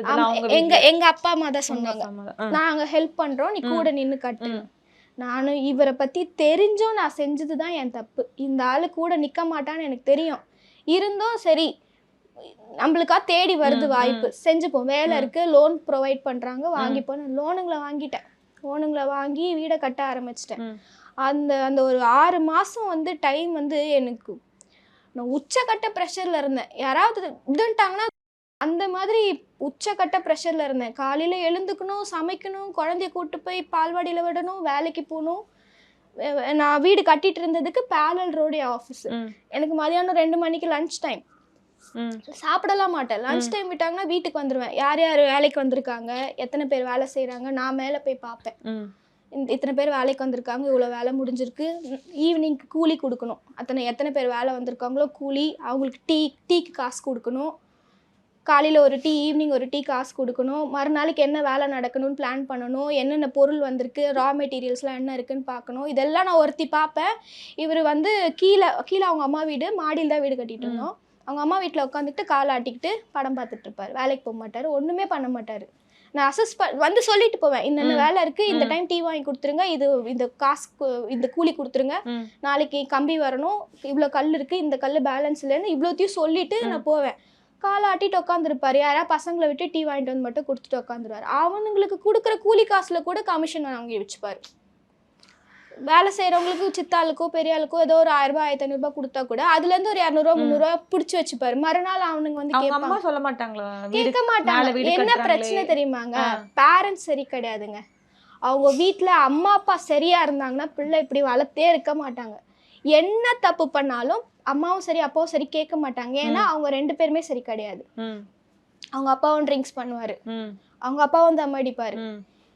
ஆக்சுவலி அவங்க அப்பாவோட ஜெராக்ஸ் காப்பி தான் இவர். ஏன்னா அவங்க அப்பா இவ்வளோ க்ரூவலாக யோசிக்க மாட்டார், இந்த அளவு க்ரூவலாக யோசிக்க மாட்டார். வாய் பேச்சோடு நிறுத்திடுவார். இவர் மேலே கை வெடிக்கிறது, அடிக்கிறது, இந்த மாதிரி கிரிமினல் மைண்ட் கொஞ்சம் இருக்கு. அவங்க அப்பா எப்படியோ அப்படிதான் இவர். அவங்க அம்மாவும் சரி கிடையாது. பிள்ளைய வந்து ஏன்டா அந்த பொண்ணை இப்படி பண்ணுறேன்னு கேட்கவே மாட்டாங்க. அவங்களும் வந்து முன்னாடி வந்து தைரியமாக கேட்க மாட்டாங்க. கேட்டாங்கன்னா என்ன நடக்கும் தெரியுமா, இவர் திருப்பி கேள்வி, நீங்கள் ஒழுங்கா, நீங்கள் 2 பேர் முதல்ல ஒழுங்கா, உங்கள் வாழ்க்கையை நீங்கள் பாருங்கன்னு. யாருக்கும் பயம் கிடையாது, அதனால யாரும் வந்து கேட்க மாட்டாங்க. அவங்க வீட்டு வந்தால் எங்கள் அப்பா வருவார். எங்கள் அப்பா ஒருத்தருக்கு தான் பயப்படுவார். அதுவும் இவரும் வந்து 1க்கு 4 வாட்டி வந்து கேட்டு போக இவருமே ஒரு கட்டத்துக்கு மேலே வரமாட்டேன் சொல்லிட்டாருமா. அவன் புருஷன் மதிக்க மாட்டான், ஏன் மரியாதை என்னால் கெடுத்துக்க முடியாது, நான் வரலம்மா, நீ வாழ்ந்தா வாழ, விட்டுட்டு வீட்டுக்கு வந்துருன்னா வந்துரு, என்னால் வந்து ஏன் மரியாதையை கெடுத்துக்க முடியாதுன்னு. அந்த வீட்டை கட்டி அந்த வீட்டில் ஒரு 8 மாதம் இருந்தோம். அதுக்கப்புறம் அங்கேருந்து ஒரே பிரச்சனை, எல்லாமே நான் தான் பார்த்துக்கிட்டேன். அது ஒரு 4.5 லட்சத்துக்கு மேலே ஆச்சு. 4.5 லட்சத்துக்கு மேலே ஆச்சு. எல்லாமே லோன் வாங்கி தான், ஜுவல்ஸ்லாம் கொஞ்சம் வச்சு தான் பண்ணுது. அதில் ஒரு 8 மாதம் தான் அந்த வீட்டில் இருந்தோம். அங்கே ரொம்ப பிரச்சனை. அங்கே வந்து இங்கேயாவது அக்கம் பக்கம் இருந்தாங்க, கீழே அவங்க அம்மா தான் இருப்பாங்க, மேலே என்னை போட்டு அடிப்பார். கையோ மேலே கத்துவேன், கேட்க மாட்டாங்க. என்னப்பான்னு கூட கேட்க மாட்டாங்க. அடி வாங்கட்டும் விடு, அடி வாங்கட்டும் அப்படின்னு விட்டுருவாங்க. அவ்வளோ அடிப்பார். குழந்தைய கூட்டிகிட்டு நைட்டெல்லாம் வந்து வெளியே ரோட்டில் வந்து நிற்பேன். ஏன்னா வீட்டுக்கு வரமாட்டார். 1 மணி 2 மணி வரைக்கும் கேட்டில் குழந்தைய இடுப்பில் வச்சுக்கிட்டு அப்படியே கேட்டை பிடிச்சிக்கிட்டு பார்த்துட்டே இருப்பேன், எப்போ வீட்டுக்கு வருவார். 4 வாட்டி 5 வாட்டி கால் பண்ணால் எடுக்க மாட்டார். நம்ம 12 வாட்டி ஃபோன் பண்ணோம், 20 வாட்டி ஃபோன் பண்ணணும், அப்புறம் தான் எடுப்பார். நம்ம ஃபோன் பண்ணுறோம்ல, அது அவருக்கு சந்தோஷமாக இருக்கும். பரவாயில்ல நம்மளுக்கு ஃபோன் அடிச்சுக்கிட்டே இருக்கா, நம்ம இம்பார்ட்டன்ஸாக தான் இருக்கும் அவளுக்கு அப்படின்னு அவருக்கு ஒரு சந்தோஷம். அதில் நம்மளை ஃபோன் பண்ண விட்டு கையில் தான் வச்சுருப்பாரு, இப்படி வச்சுக்கிட்டு இருப்பார். ஒரு வாட்டி நானே நேரில் பார்த்தேன், கையில் தான் இருக்கும், பார்த்துட்டு அப்படியே வச்சுருப்பார் ஃபோனை. நம்ம ஃபோன் அடிக்கிறதுல அவருக்கு ஒரு சந்தோஷம். நம்ம 20 ஃபோன் 30 ஃபோன் அடித்து ப்ரெஷர் ஆகி எங்கே இருக்கீங்க, ஏன்னா நீ தெளிவாக இருக்க மனுஷனாக இருந்தால் எப்போ வேணால் வீட்டுக்கு வந்துடும், நான் நம்பி விட்டுருவேன். முன்னே ஒரு ஆள் கூட்டிகிட்டு வந்து விடுற மாதிரி தான் நிலமை இருக்குது. ஏதோ ஆயிடுச்சுன்னா எனக்குன்னு யார் இருக்கா, இந்த பிள்ளைய வச்சு நான் என்ன பண்ணுவேன்? எனக்கு அந்த பதட்டத்தில் நான் ஃபோன் அடிப்பேன். அதில் அவருக்கு ஒரு சந்தோஷம், இத்தனை ஃபோன் அடிக்கிறா பரவாயில்ல அப்படின்னு அதில் ஒரு சந்தோஷம் அவருக்கு. அப்படியே போச்சுங்க. அந்த வீட்டை விட்டும் வந்துட்டோம். அந்த வீடை விற்க போகிறேன்னாங்க. விற்றுட்டு உங்கள் ஷேர் ஒன்று கொடுத்துட்றேம்மா, நீங்கள் இங்கே இருக்காதீங்கன்னாங்க அவங்க அம்மா அப்பா. சரி வேணான்னு வந்துட்டு தான் இந்த வீட்டில் இருந்தோம். இங்கே வந்ததுக்கப்புறம் இந்த ரேப்பிட்டோ கதை இந்த கதையெல்லாம் போச்சு. இவர் வந்து ஃபிசிக்கலாக ரொம்ப என்னை டார்ச்சர் பண்ண ஆரம்பிச்சிட்டார். ஒரு கட்டத்துக்கு மேலே ரொம்ப என்னை ஃபிசிக்கலாக டார்ச்சர் பண்ண ஆரம்பிச்சிட்டார். எது கேளு முகத்தில் தான் அடிப்பார். என்ன ஏங்க இன்னைக்கு ஏங்க மணி 10 ஆகுது, எனக்கு 10:30 மணிக்கு தான் ஆஃபீஸு, அதனால் நான் 10 மணிக்கு தான் வீட்டிலேருந்து வெளியே போவேன். எங்கள் மணி 10 ஆகுது, இன்னும் தூங்கிட்டு இருக்கீங்களே எழுந்துக்கலீங்களான்னா எழுந்து முகத்தில் தான் அடிப்பார். வாயில், முகத்தில், கண்ணில், இங்கே தான் அடிப்பார். அடித்து அன்றைக்கி அந்த இடம் காயமாயிடணும். நம்ம போய் இப்படி கூனி குறுகி உட்காரணும். யாராவது கேள்வி கேட்டால் பதில் சொல்ல முடியாது, என்ன ஆச்சுன்னு கேட்டால் பதில் சொல்ல முடியாது. ரொம்ப அடிக்கிறது. நைட்டில் வந்து எனக்கு நல்ல ஞாபகம் இருக்குது. ஒரு நாள் தூங்கிட்டு இருக்கேன், ஏதோ ஒரு டிஸ்டர்பன்ஸ் எனக்கு. திடீர்னு முழிப்பு வந்துருச்சு. எழுந்து பார்க்குறேன், கிரிக்கெட் விளையாடுற பேட் இருக்கு இல்லையா, அந்த பேட்டை கையில் வச்சுக்கிட்டு அப்படியே மனுஷன் நிற்கிறான் அடிக்கிறதுக்கு ரெடியாக. கையில் அவ்வளோ பெரிய பேட்டை வச்சுக்கிட்டு எனக்கு தூக்கி வாரி போட்டுடுச்சு. என்ன என்ன என்ன நினச்சிட்டு இருக்கீங்கன்னே தெரியல. நான் அன்னையிலேருந்து குழந்தைய எங்கள் கூட தூங்க வச்சுக்கிறதே கிடையாது. குழந்தை எந்நேரமாக இருந்தாலும் பிள்ளைய கூப்பிட்டு வந்து அம்மா அப்பா வீட்டில் விட்டுட்டு இங்கே தூங்க வச்சுக்கோங்கம்மா, அங்கே அனலாக இருக்குது, காற்று இல்லை, குழந்தை தூங்க ஏதோ ஒரு ரீசன் சொல்லி இங்கே விட்டுட்டு போயிடுவேன். அவளாச்சும் நிம்மதியாக தூங்கிட்டோம். ஏதாவது ஆனால் எனக்கு மட்டும் ஆகிட்டு போட்டோம், என் பிள்ளைக்கு ஒன்றும் ஆகிடக்கூடாதுன்னு கூட்டிகிட்டு வந்து இங்கே விட்டுட்டு நான் மட்டும் போய் அங்கே படுத்துப்பேன். நைட்டில் கிரிக்கெட் பேட்டை வச்சுட்டு மண்டையை அடித்து உடைக்கிற மாதிரி உட்காந்துருந்தார். ஒரு வாட்டி கத்தி எடுத்துக்கிட்டு ஏதோ கிச்சனில் சவுண்ட் கேட்குது, எலி போல் இருக்குன்னு மொபைல் டார்ச் ஆன் பண்ணிட்டு எழுந்து போய் பார்க்குறேன். கிச்சனில் கத்தி எடுத்து இந்த கத்தி நல்லா இருக்கா, இந்த கத்தி நல்லா இருக்கான்னு பார்த்துட்ருக்காரு. இருட்டில் எனக்கு நேராக நான் பாத்ரூம் உள்ள போயிட்டு லாக் பண்ணிக்கிட்டேன், லைட் போட்டு லாக் பண்ணிக்கிட்டேன். சத்தம் கேட்டு என்னம்மா அப்படின்னு கேட்டார். இல்லைங்க பாத்ரூம் வந்தேன், நீங்கள் என்ன பண்ணுறீங்கன்னா ஒன்றும் இல்லைன்ட்டு அப்படியே கத்தியை தெரியாத மாதிரி வச்சுட்டு வந்து படுத்துக்கிட்டாரு. அன்னையிலேருந்து என்ன பண்ணுவேன், எப்போ நைட்டு தூங்க போனாலும் கிச்சனில் இருக்க கத்தி, லைட்டரு, மற்ற ஏதாவது ஷார்ப் ஆப்ஜெக்ட்ஸ்லாம் இருந்துச்சுன்னா அதெல்லாம் ஒரு நியூஸ் பேப்பரில் போட்டு சுற்றி கட்டி தலைக்காணி கடியில் எங்கேயாவது ஒளிச்சு வச்சுட்டு அதுக்கப்புறம் தான் தூங்குவேன். எனக்கு பயமாக இருக்கும், நைட்டில் எப்படி தூங்குறதுனே தெரியாது. எதையாவது பொருளை தூக்கி போட்டு உடைக்கிறது, ஃபோன் உடைக்கிறது ரெகுலராக நடக்கும். டேபிள் ஃபேனை உடைக்கிறது, ஒரு வாட்டி டிவியை எடுத்து தலையிலே போட்டு உடைச்சிட்டாரு. உங்கள் தலையிலேயே? ஆமாம், என் தலையிலே போட்டு உடைச்சிட்டாரு. அது வந்து என் பேக்லேருந்து காசு எடுத்ததுமே நான் பார்த்துட்டேன். அது ஒரு 20 ரூபா 30 ரூபா எடுத்துகிட்டு இருந்தார் முன்னாடி, ரொம்ப நாளாக எடுத்துகிட்டு இருந்தார். எனக்கு தெரியும் அவர் எடுக்கிறான்னு, சரின்னு விட்டுட்டேன். அது வந்து 500 1000 ஆயிடுச்சு. பைசா திருட ஆரம்பிச்சிட்டாரு. பேக்லேருந்து காசு எடுக்க ஆரம்பித்தோடனே, சொந்த வீட்லேயே திருடுறீங்களே, இந்த பொழப்புக்கு எங்கே வேலைக்கு போகலாம்ல, இப்படி கஷ்டமாக இருக்குது, போய் வெளியே கூட என்னால் சொல்ல முடியாதுங்க, நான் எப்படிலாம் உன்னை லவ் பண்ணி கல்யாணம் பண்ணிக்கிட்டேன், உன்னை நான் எங்கே வச்சுருந்தேன் மனசில், நீ அப்படியே பாதாளத்துக்கு போயிட்டுருக்கீங்க, நீங்கள் உங்களை வாங்க போங்கன்னு கூப்பிட்றதுக்கு கூட எனக்கு அடுத்து வாடா போடான்னு கூப்பிட்ற மாதிரி ஆகிடப்போகுது, இந்த மாதிரிலாம் பண்ணாதீங்கன்னு சொல்லி சத்தம் போட்டதுக்கு அப்படியே டிவி எடுத்துட்டு, வால் மவுண்டில் இருந்தது டிவி, அப்படியே எடுத்து தலையில் போட்டு உடைச்சாரு. உடஞ்சி அந்த டிவியோட அந்த பிக்சர் டியூப் அப்படியே உடஞ்சிருச்சு. எனக்கு ஒன்றும் ஆகலை, தலைக்கு நான் கையை இப்படி வச்சுட்டேன், ஒன்றும் ஆகலாம். டிவியை உடைச்சிட்டு அதுக்கப்புறத்துலேருந்து வீட்டில் இருக்க ஒரு பொருளாக உடைக்கிறது. ஃப்ரிட்ஜை போய் அடித்து உடைக்க போவார். கையிலே குத்தி ஃப்ரிட்ஜை ஓட்டி வைக்கிறேன் பார்க்குறியா, இப்போ நீ காசு கொடுக்கலன்னா ஃப்ரிட்ஜை அடித்து உடைச்சிருவேன்னுவார். எனக்கு இப்போ அவர் நினச்ச நேரம் அது வேணும். எனக்கு இப்போ ஒரு 500 ரூபாய் வேணும்னா அது எப்படியாவது அந்த 500 ரூபாய் நான் ரெடி பண்ணி கொடுக்கணும், இல்லைன்னா கேட்கவே மாட்டார்.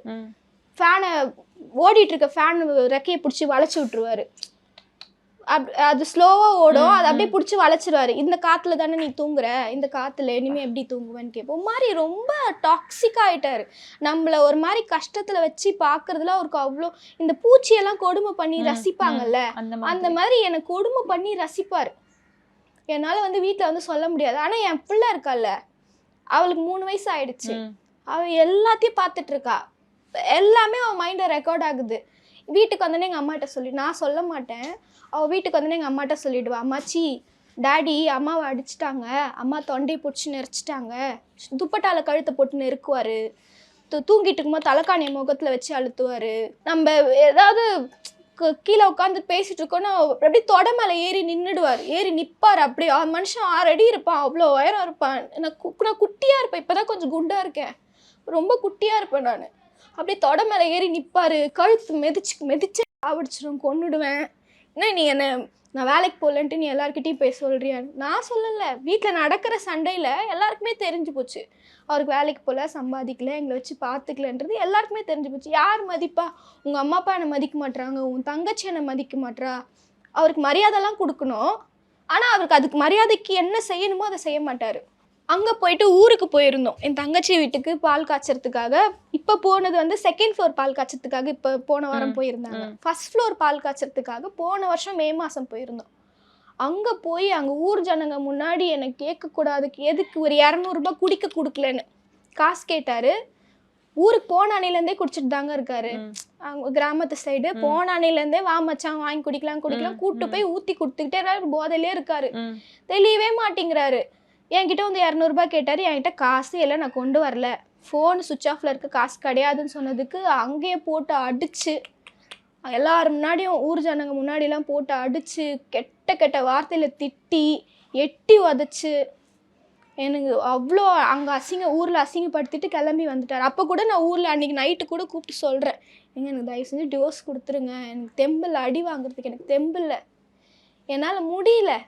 ஏதோ ஒரு பிரச்சனை ஒரு விஷயம்னா சமாளிக்கலாம், நான் கடன் கட்டுறேன், லோன் கட்டுறேன், குழந்தைய பார்க்குறேன், உன்னை கவனிக்கிறேன், ஆஃபீஸ் ப்ரெஷரு, என்னை பார்க்குறவங்களும் ஒரு மாதிரி பாவமாக பார்க்குறாங்க. ஐயோ எப்படி இருந்த பொண்ணு இப்படி ஆயிடுச்சு பாரு, இப்படி அடி வாங்கிட்டே இருக்கேன், என் உடம்புல காயம் எல்லாமே இருக்காது, எப்பயா ஏதாவது ஒரு அடி இருந்துக்கிட்டே இருக்கு உடம்புல, என்னால் முடியலங்க, என் தயவு செஞ்சு விட்டு போயிடுங்க, கை எடுத்து கும்புறேன், விட்டு போயிடுங்க, நீங்கள் எங்கே கையெழுத்து போடணுமோ சொல்லுங்கள், கையெழுத்து போட்டு கொடுத்துட்றேன், தாராளமாக போய் உங்களுக்கு உங்கள் பேச்சு கேட்டு இருக்கிற மாதிரி பொண்ணை பார்த்து கல்யாணம் பண்ணிக்கோங்க, என்னை விட்டுருங்கன்னு நான் அப்போவே கேட்டேன். போன வருஷம் மே மாதமே கேட்டேன். பேசவே இல்லை, 2 நாள் பேசல, வீட்டுக்கு வந்தார், முறுக்கிட்டு இருந்தார், நானும் என் வேலையை பார்த்துட்டு போக ஆரம்பிச்சிட்டேன். கடைசியாக ஒரு நாள் கழுத்தை போட்டு நெரிச்சு செவுத்தில் தூக்கிட்டார் காலையில். எனக்கு வந்து இப்போ நான் கத்தார் ஆஃபீஸில் இருந்தேன், அந்த ஆஃபீஸ் வந்து க்ளோஸ் பண்ணிட்டாங்க, லாஸில் போனால் க்ளோஸ் பண்ணிவிட்டு சேத்பேட்டில் எனக்கு வேறு இன்டர்வியூ இருந்தது, அட்டன் பண்ணி எனக்கு அங்கே வேலை கிடச்சிச்சு, நல்ல சேலரியில் வேலை. நான் அன்றைக்கி தான் ஃபஸ்ட்டு டே ஜாயின் பண்ண போகிறேன் வேலைக்கு. அன்றைக்கி காலையில் நான் எழுந்து கிளம்பு, இங்கெல்லாம் 10:30க்கு ஆஃபீஸ்னால் பொறுமையாக கிளம்புவேன், அங்கே நான் 9:30க்கு உள்ளே இருக்கணும் சேத்பேட்டில், அதனால் நான் ஒரு 8-8:15 வீட்டிலேருந்து கிளம்பணும். ஃபஸ்ட்டு டேன்றதுனால நான் ரொம்ப பரபரப்பாக கிளம்பிட்டுருக்கேன், குழந்தைய ஸ்கூல் கிளப்பிட்டு நான் கிளம்பி போயிட்டுருக்கேன். இவர் அப்படி நிசப்தமாக தூங்கிட்டுருக்காரு வீட்டில். ஏங்க நான் வெளியே போகிறேன், எழுந்து வீட்டை பூட்டிக்கோங்க, அதுக்கு தான் எழுப்புனேன், எழுந்து வீடை லாக் பண்ணிக்கோங்க, நான் வேலைக்கு கிளம்புறேன். தூங்கிட்டு இருக்கவன் நீ எழுப்புவியா, நீ என்ன அவ்வளோ பெரிய ஆளாயிட்டியா, ஏன் நீ பூட்டிட்டு போக மாட்டியா, நீ சாத்திட்டு போக மாட்டியான்னு அது வாக்குவாதம் ஆயிடுச்சு. வாக்குவாதம் ஆகி அடித்து கழுத்தை பிடிச்சி நெரிச்சு செவுத்தில் தூக்கிட்டார். தூக்கி ஒரு 10 செகண்ட் கிட்ட அப்படியே போட்டு நெரிக்கிறாரு கழுத்தை. எனக்கு கண்ணுங்கன்னெல்லாம் பிதுங்கிடுச்சு, எனக்கு ஒன்றும் கத்த முடியல. குழந்தை அலறி அடிச்சுக்கிட்டு அவள் ஸ்கூலுக்கு ரெடியாக இருந்தா, அவள் சத்தம் போட்டு அம்மா அப்பாலாம் வந்து அப்பா அதுக்கு மேலே முடியாதுன்னு அப்பா 2 அடி அடிச்சிட்டார். கண் எதிர்க்க இவ்வளோ கொடுமை பண்ணுறிய, நீயும் ஒரு பொம்பளை பிள்ளைய வச்சிருக்கிறியே, நான் எப்படிலாம் பார்த்து வளர்த்துருப்பேன் பிள்ளைய, இவ்வளோ அராஜகம் பண்ணுறியன்னு சொல்லிட்டு அப்பா 2 அடி அடித்த உடனே மருமகனுக்கும் மாமனாருக்கும் சண்டையாயிடுச்சு. சண்டையாகி பெரிய சண்டையாகி அடி தடி 2 பேரும் பிரச்சனையான உடனே நான் வேலைக்கு லேட்டாகவே போயிட்டேன். நீங்கள் ஏதாவது சண்டை போடுங்க, மொதல் நாள் வேலைக்கு போகிறேன், இப்படி மாதிரி பண்ணால் எப்படிங்கன்னு நான் கிளம்பி போயிட்டேன். அன்னைக்கு சண்டை போட்டு போனவர் தான். நான் வேலை முடிஞ்சு நைட்டு வீட்டுக்கு வரேன், நான் அங்கே போகல, நேராக இங்கே வந்துட்டேன். பாப்பா கூப்பிட்டு சொன்னார், இதுக்கப்புறம் அவனுக்கு வேணுமா நீ முடிவு பண்ணி யோசிச்சுக்கோமா, நான் எதுவும் சொல்லிக்கல, எங்களால் பார்க்க முடியல, இல்லைன்னா நீ கண்ணுக்கு தெரியாமல் எங்கேயாவது தூரமாக போயிடு சாமி, நீ எங்கேயாவது தூரமாக போய் கஷ்டப்பட்டுக்கோ, நாங்கள் என் பிள்ளை எங்கேயோ இருக்குன்னு நினச்சிப்போம், என் கண் எதிர்க்க இருந்த மாதிரி கஷ்டப்படாத, எங்களால் பார்க்க முடியல, பாப்பா வேணால் நாங்கள் பார்த்துக்குறோம், எங்கேயாவது தூரமாக போயிடுமான்ட்டாரு. எங்கள் அப்பா கேட்டோன்னே எனக்கு மனசே உடஞ்சிச்சு. இல்லைப்பா இதுக்கப்புறம் நான் எனக்கு வேணாம்ப்பா, என்னால் அடி வாங்க முடியலப்பா, என்னால் எனக்கு தெம்பு இல்லைப்பா, எனக்கு 28 வயசில் பார்க்கக்கூடாதெல்லாம் நான் பார்த்துட்டேன்ப்பா, என்னால் வெளியே சொல்ல முடியல, அவ்வளோ கஷ்டம் இருக்கு. என்ன வேணாம்ப்பா, நான் அவர் கூட நான் போகலப்பா, நான் உங்கள் கூடயே இருந்துக்கிறேன்னு நீங்களே பார்த்துக்கங்கன்னு சொல்லிட்டு நான் அன்னைக்கு அம்மா அப்பா வீட்டோட வந்துட்டேன். அதுக்கப்புறம் அவர் கூட நான் போகல. அந்த வீட்லேயே தாங்க இருந்தார். ஒரு 1.5 மாதம் கிட்ட இருந்தார். வாடகை கொடுக்காம எதுவும் பண்ணாமல் வீட்டிலே இருந்தார். ஹவுஸ் ஓனர் பார்த்து காலி பண்ணிட்டாரு. என்னை கேட்டாங்க. என்னை கேட்டதுக்கான எனக்கு தெரியாதுன்னா நான் பொருள்லாம் எடுத்துடுறேன், நீங்கள் காலி பண்ணிக்கோங்கன்னு சொல்லிட்டேன். அவர் காலி பண்ணிட்டார். அதோட அவங்க அம்மா வீட்டோட போய் செட்டில் ஆனவர் தான். நான் அதோட அவர்கிட்ட பேச்சுவார்த்தையே நிறுத்திட்டேன். குழந்தைய மட்டும் பார்க்க வருவாருங்க. அப்போ கூட எங்கள் அம்மா அப்பா சொன்னாங்க, குழந்தைய காட்டாத, வேணாம், அதை சாக்க வச்சுட்டு திரும்ப வந்து கூட இருந்துப்பாங்கன்னு. நான் தான் சொல்லுவேன், 1000 இருந்தாலும் அது அவர் பிள்ளைங்க, நான் பார்க்கக்கூடாதெல்லாம் சொல்லக்கூடாதெல்லாம் பாவம், என்கிட்ட பேச வேணாம், குழந்தைய வந்து பார்த்துட்டு போட்டோம், யாரும் அதெல்லாம் சொல்லாதீங்கப்பா, ரோட்லேயே வந்து மேலே வேணாம், கீழே ரோட்லேயே பார்த்துட்டு அப்படியே போயிட்டோப்பான்னு சொன்னேன். அப்பப்போ வந்து பிள்ளைய மட்டும் பார்த்துட்டு போவார். ஒரு 4-5 மாதம் ஆச்சு. இப்படியே இருந்தேன் எப்படின்ட்டு வந்து சமாதானம் பேச வந்தார். நான் இதுக்கப்புறம் வேலைக்கு போகிறேன், நான் உன்னை பார்த்துக்கிறேன், நம்ம தனியாக எங்கேயாவது போயிடுவோம், நீ குழந்தைய கூட்டிகிட்டு வந்துடுன்னு என்கிட்ட இருந்தேன். ஆனால் நான் வாழ்கிற மனநிலையில் இல்லை. நான் எல்லாம் தாண்டி வந்துட்டேன். நான் நிறைய வாய்ப்பு கொடுத்துட்டேன். 1 வாய்ப்பு 2 வாய்ப்பு இல்லை, நிறைய வாய்ப்பு கொடுத்துட்டேன். நான் எந்த வாய்ப்பையும் காப்பாற்றலை. பத்தா குறைச்சலுக்கு என் மேலே சந்தேகம். நீ அவனை வச்சிருக்க, இவனை வச்சிருக்க, அவன் கூட போற, இவன் கூட போற, அங்கே பேசுகிற, இங்கே பேசுகிற. ஸோ என் ஒர்க்கே சேல்ஸ் தான். ஸோ நான் பேசினா தான் வேலை நடக்கும். நான் பேசணும். நான் எவ்வளோ ஒரு நாளைக்கு நான் எத்தனை கால்ஸ் பண்ணுறேனோ என்னோட rate of probability of success வந்து அந்த கால்ஸ் பொறுத்து தான். நீ கால் பேசிகிட்டே இருக்க, எப்போ ஒன்று கால் பண்ணாலும் பிஸியாக இருக்கு லைனு, உடனே எனக்கு கேட்பாரு, ஸ்க்ரீன்ஷாட் எடுத்து அனுப்பு, யார்கிட்ட பேசுகிறேன்னு காட்டு, என்ன நம்பரு, அவன் என்ன ஆஃபீஸில் வேலை பார்க்குறான், அவன் யார், என்ன எல்லாம். ஏன்னா இத்தனைக்கும் அவர் என் கூட கிடையாது. நான் நீ வேணவே வேணாம் இருக்கிறப்பவே, ஆமாம், நீ வேணவே வேணாம் சாமி, என்னை விட்டுன்னு கையெடுத்து கும்பிட்டுட்டு நான் தனியாக வந்துட்டேன். அப்போவுமே நீ யார்கிட்டயோ பேசுகிற, அப்போ நீ அவனையோ வச்சிருக்க, அதனால தான் நீ என்னை வேணான்னு சொல்கிற, உனக்கு வந்து அழகாக இருக்குன்னு திமிரு, அப்படியே இந்த வெள்ளத்தோலை போட்டுக்கிட்டு எவனை வேணா நீ மடக்கி ஏமாற்றி உன் கூட வச்சுப்ப, நீ அப்படிப்பட்ட பொண்ணு தான்றி நீனு, நீ நீ நீ அப்படி தானடி நீனு, இப்படி தானடி நீனு. நான் அதையே பேசுவார். பேசி நம்மள ஒரு மாதிரி கில்ட்லேயே வச்சுருப்பாரு. வேற ஏதாவது ப்ரொஃபஷன் மாற்றிட்டு போயிடலாமான்னு கூட யோசிச்சிருக்கேன் நான். நம்ம இதில் இருக்கிறனால தானே இந்த நாய் பேசுறதுலாம் கேட்க வேண்டியது இருக்குது. வேறு ஏதாவது ப்ரொஃபஷன் மாற்றிட்டு போயிடலாமான்னு கூட யோசிச்சிருக்கேன். அப்படியே பேசி பேசி பேசி ஒரு பாயிண்ட்டுக்கு அப்புறம் ரொம்ப ரொம்ப கேரக்டர் அசசினேட் பண்ண ஆரம்பிச்சிட்டாரு. உங்கள் அம்மா உன்னை விட்டு சம்பாதிக்கிறாங்க, உங்கள் அப்பா அம்மா வந்து ஒன்று எவனா பணக்காரன் எவனா வந்தானா அவங்க கூட கூட அமுச்சு வச்சுருவாங்க. எங்கள் அப்பா கூட என்னை சேர்த்து வச்சு தப்பாக பேசினார். என்னை பெற்றவர் கூட என்னை சேர்த்து வச்சு தப்பாக பேசினார். நீ எப்படி புருஷன் இல்லாமல் 6 மாதம் 7 மாதம் தனியாக படுத்துங்கிற, உங்கள் அப்பா வீட்டில் இருக்காரா அப்படின்னு என் அப்பா கிட்ட என்ன பேசினார் தெரியாது. எங்கள் அப்பாவுக்கு தெரியாது. அசிங்கமாக பேசினார். உங்கள் அப்பா அம்மா இருக்க திமிரில் தானே நீ என் கூட வந்து வாழ மாட்டுற, ஒன்றும் இல்லை, கூட கவனிக்கிற பசங்கிட்ட கொஞ்சம் காசு கொடுத்து கொஞ்சம் வாங்கி கொடுத்தேன்னா உங்கள் அப்பாவை வேலை செய்கிற இடத்துல வச்சு போட்டுருவானுங்க. எவ்வளோ நேரம் ஆகும் எனக்கு? உங்கள் அப்பா திமிரில் தானே ஆடிட்டுருக்க, அந்த ஆளை வெட்டினா நீ உனக்கு வேறு வழியில் நீ என்கிட்ட தானே வந்துடணும். என்ன பண்ணுவார், இந்த ஸ்வாதி கேஸ் இருக்குல்ல அதை ரெஃபரன்ஸாக சொல்லுவார். அவன் என்ன பண்ணாலோ தெரில, அவன் பாய் ஃப்ரெண்ட் வந்து நுங்கம்பாக்கம் ஸ்டேஷன் போட்டான். அதே மாதிரி உன்னை ஒரு ஸ்டேஷன் தள்ளி சேத்பேட்டில் வச்சு நான் போட போகிறேன். என்னைக்கா இருந்தாலும் என் உயிர் உன் கையில் தான் போகும். நீ பாரு, நீ இருந்தால் என் பொண்டாட்டியாரு, இல்லை நான் செத்து போயிடு. என்னாலலாம் வந்து இன்னொருத்தவங்கிட்டலாம் அவனை விட்டுட்டுலாம் பார்க்க முடியாது. நீ டிவோர்ஸ் வாங்கிட்டு என்ன பண்ண போற? இன்னொருத்தனை கல்யாணம் பண்ணிட்டு நான் கேட்குறேன், டிவோர்ஸ் வாங்கினா இன்னொருத்தனை கட்டிக்கிட்டே ஆகணுமா? நான் நிம்மதியாக இருக்கிறதுக்கு நான் டிவோர்ஸ், எனக்கு உன்கிட்ட இருந்து ஒரு ரிலீஃப் வேணும், அதனால நான் டிவோர்ஸ் கேட்குறேன். டிவோர்ஸ் கொடுத்துட்டு உனக்கு எனக்கு எந்த சம்மந்தமும் இருக்கக்கூடாதுன்றதுக்காக நான் டிவோர்ஸ் கேட்குறேன். நீ டிவோர்ஸ் பண்ணிட்டு நீ இன்னொருத்தனை கட்டிக்கிட்டு நீ அவன் கூட வாழ போற, அதுக்காக நீ டிவோர்ஸ் கேட்குற. எவன் வந்து உன்னை கல்யாணம் எதை வச்சு நீ கல்யாணம் பண்ணிக்கிட்டு வாழலாம் சந்தோஷம்? இந்த முகம் இருக்கிறதுனால தானே, இந்த அழகு இருக்கிறது, இந்த முகம் இருக்கிறதுனால, இந்த கண்ணு மூக்கு மூலிலாம் இருக்கிறதுனால இன்னொருத்த வந்து சின்ன பொண்ணு மாதிரி இருக்கு கல்யாணம் பண்ணிக்கலான்னு வந்து வாழ்வான்னு நினைக்கிறேன். அது இல்லாமல் ஆக்கிடுவேன் உன்னை. இது சொல்லியிருக்காரு, நிறைய வாட்டி சொல்லியிருக்காரு என்கிட்ட. ஆனால் பாவி இப்படி பண்ணுவான்னு நான் கனவுல கூட நினைக்கல. இப்படி இவ்வளோ கல் நெஞ்சக்காரனா இறக்கம் இல்லாதவனா இருப்பான்னு நினச்சி கூட பார்க்கல. நான் பண்ணுவேன், கண்டிப்பாக போட்டுருவேன். ஆசிட் எடுத்துட்டு வந்து ஆசிட் கதை சொல்லியிருக்காரு. ஆனா முகத்துல ஊத்துவேன்னு சொன்னதுல ஆசிட் எடுத்துட்டு வந்து உனக்கு பாட்டிலே ஊத்திடுவேன், அப்ப நீ அவன் கூடயும் போய் சந்தோஷமா இருக்க முடியாது அப்படிலாம் பேசுவாரு. அப்படிலாம் சொல்லுவாரு. வார்த்தைங்களை வந்து எப்படி விடணும்னே தெரியாது. அது ஒரு பொண்ணாச்சே, நம்மளுக்கு இத்தனை நாள் உட்கார வச்சு சாப்பாடு போட்டாலே, நம்மள அப்படி பார்த்துக்கிட்டாலே, அவ்வளோ பேச்சு பேசினாலும் நான் சாப்பாடு ஊட்டி விட்டு தான் தூங்க வைப்பேன். அப்படி நான் இருந்த கடைசி நாள் வரைக்கும் நான் அவ்வளோ குழந்தை மாதிரி பார்த்துக்கிட்டேன். ஒரு செருப்பு தேஞ்சா கூட நான் சொல்ல மாட்டாரு, நான் பார்த்தேன்னா உடனே 4 செட்டு செருப்பு வாங்கிட்டு வந்து கொடுப்பேன். அவ்வளோ அவ்வளோ நான் பொத்தி என் பொண்ணை நான் எப்படி பார்க்குறேனோ அப்படிதான் நான் பார்த்துக்கிட்டா வரேன். ஆனால் அந்த மனசாட்சி கொஞ்சம் கூட அந்த நன்றி நினைக்காம ஆசிட் எடுத்து உனக்கு நான் அங்கேயே ஊற்றுவேன், நீ எப்படி போகிற, நீ எப்படி சந்தோஷமாக இருக்கன்னு நான் பார்க்குறேன். என் ஃப்ரெண்டுங்களை விட்டு நீ 2 வீலரில் தானே வர, ஃப்ரெண்ட்ஸ் கிட்ட சொல்லி வண்டியை விட்டு அடித்து தூக்க சொல்லுவேன், ட்ரெயினில் இப்போ ரயில்வே ஸ்டேஷனில் வச்சு என்னைக்கா இருந்தாலும் உன் உயிர் என் கையில் தான் போகும். எப்பெல்லாம் ஃபோன் பண்ணுறது, காலையில் ஃபோன் பண்ணுவாங்க. நான் நிறைய வாட்டி சொல்லியிருக்கேன், ஈவினிங் 7 மணிக்கு மேலே ஃபோன் பண்ணுங்க, நான் வீட்டுக்கு வந்துடுவேன். குழந்தை இருப்பா, குழந்தைய பார்க்கறதுக்கு தான் பண்ணுவாங்க, வீடியோ கால் பண்ணுவாங்க. நான் ஃபோன் அட்டன் பண்ணி பாப்பா கிட்ட கொடுத்துட்டு நான் என் வேலையை பார்க்க ஆரம்பிச்சிருவேன். நிறைய வாட்டி சொல்லியிருக்கேன், ஆஃப்டர் 7 கால் பண்ணுங்க, பண்ண மாட்டாரு. காலையில் பண்ணுவார் 8 மணி 8:30 மணிக்கு. நம்ம கிளம்பிட்டு இருப்போம், பரபரப்புல இருப்போம், ஃபோன் எடுக்க மாட்டோம். 4 ஃபோன் 5 ஃபோன் வரும். நான் ஆஃபீஸ் போய் தான் பார்ப்பேன். ட்ரெயின்ல எப்படி போவோம், நிக்கிறது கூட அதான் இருக்காது, ட்ரெயின்ல தொங்கிட்டு போற மாதிரி இருக்கும் சுச்சுவேஷன்.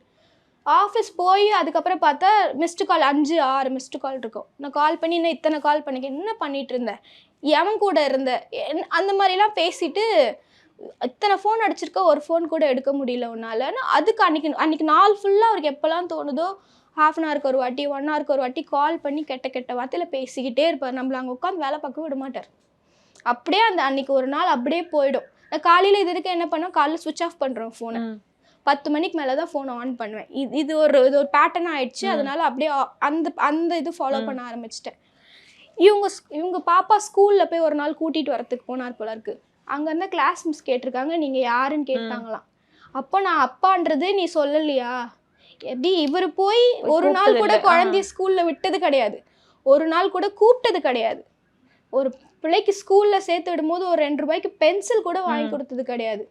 எல்லாமே நான் பெற்றுட்டேன், நான் செய்யணும்னு நான் இவனை எதிர்பார்க்காம நான் செஞ்சுட்டேன். அசிங்கப்படக்கூடாது, அப்பா எல்லாம் தெரியக்கூடாது, எல்லாமே நான் ஸ்கூலில் ஒரு நாள் கூட இவர் யாரும் பார்த்தது கிடையாது. அன்றைக்கி ஏதோ போய் ஈவினிங் ஆஃப்டர்நூன் போய் ஸ்கூல்லேருந்து கூட்டிகிட்டு வர போயிருக்காரு. அப்போ அவங்க கிளாஸ் மிஸ் கேட்டாங்களா, நீங்கள் யாருன்னு கேட்டாங்களாம். அதுவும் இல்லாமல் எனக்கு கால் பண்ணி இவர் தான் அவங்க டேடியான்னு கன்ஃபார்ம் பண்ணிக்கிட்டாங்க. அப்புறம் தான் குழந்தைய விட்டாங்க.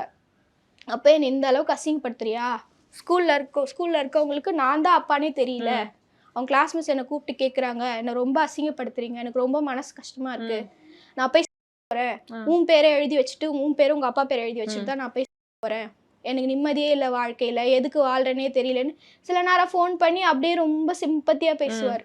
எனக்கு வாழவே விருப்பம் இல்லைன்ற மாதிரி பேசுவார். மறுநாளே ஃபோன் பண்ணி அப்படியே மிருகம் மாதிரி பேசுவார். போட்டுருவேன் அடிக்கிறதுல அந்த தலையை முடியை பிடிச்சி அப்படியே செவுத்துல அடிப்பார். என் தலையில் சுத்தமாக முடியே இருக்காது, எவ்வளோ முடி இருந்தது, என் தலையில் சுத்தமாக முடியே இருக்காது. எல்லாம் சண்டை போடும் போதே கையிலே பிடுங்குவார் முடியை. இந்த முடி வச்சுட்டு தானே நீ லூஸார் விட்டு போகிற அப்படின்னு முடியை கையிலே பிடிச்சி பிடுங்கி போடுவார். இவ்வளோ இஷ்யூ நடந்து வேணவே வேணாம், எனக்கு டிவோர்ஸ் கொடுத்தே ஆகணும், இதுக்கப்புறம் வாழவே மாட்டேன்னு சொல்லி ஒரு 2 வாரத்துக்கு முன்னாடி சரி நான் டிவோர்ஸ் தரேன், வீட்டுக்கு வா, நான் என் கைப்பட எழுதி கொடுத்துட்றேன் அப்படின்னு வீட்டுக்கு வர சொல்லி அவங்க வீட்டுக்கு போனதுக்கு நான் பண்ண தப்பு என்னன்னா, நான் எங்கள் அம்மா கிட்ட சொல்லாமல் போயிட்டேன். நான் எனக்கு என்னன்னா சொல்லிட்டு போனா இவங்க கூட வந்து நீ ஏன் கூட்டிட்டு வந்தேன்னு கேட்டு இழுத்து அடிக்க போறான், அவனே கூப்பிட்டு தரேன்னு சொல்றான், போய் வாங்கிட்டு இது சால்வ் பண்ணி முடிச்சு விட்டுறணுன்றதுக்காக எங்கள் அம்மாட்ட சொல்லாமல் நான் போயிட்டேன். அன்னைக்கு வீட்டுக்கு கூட்டிட்டு போய் கதவை சாத்திட்டு ஃபோனை ஓப்பன் பண்ணி காட்டு, பாஸ்வேர்ட் போடு, உன் இன்ஸ்டாகிராம் ஓப்பன் பண்ணு, உன் டயல் லிஸ்ட் ஓப்பன் பண்ணு, உன் கேலரி ஓப்பன் பண்ணு, யார் யார்கிட்டலாம் பேசியிருக்க காட்டு, என்ன பண்ண. அவ்வளோ சைக்கோ, எனக்கு அப்படி நிஜமாவே நான் சைக்கோவா அப்போதான் பார்த்து சொல்லக்கூடாது யாரையும், அவ்வளோ சைக்கிக்காக நடந்துக்கிட்டாரு.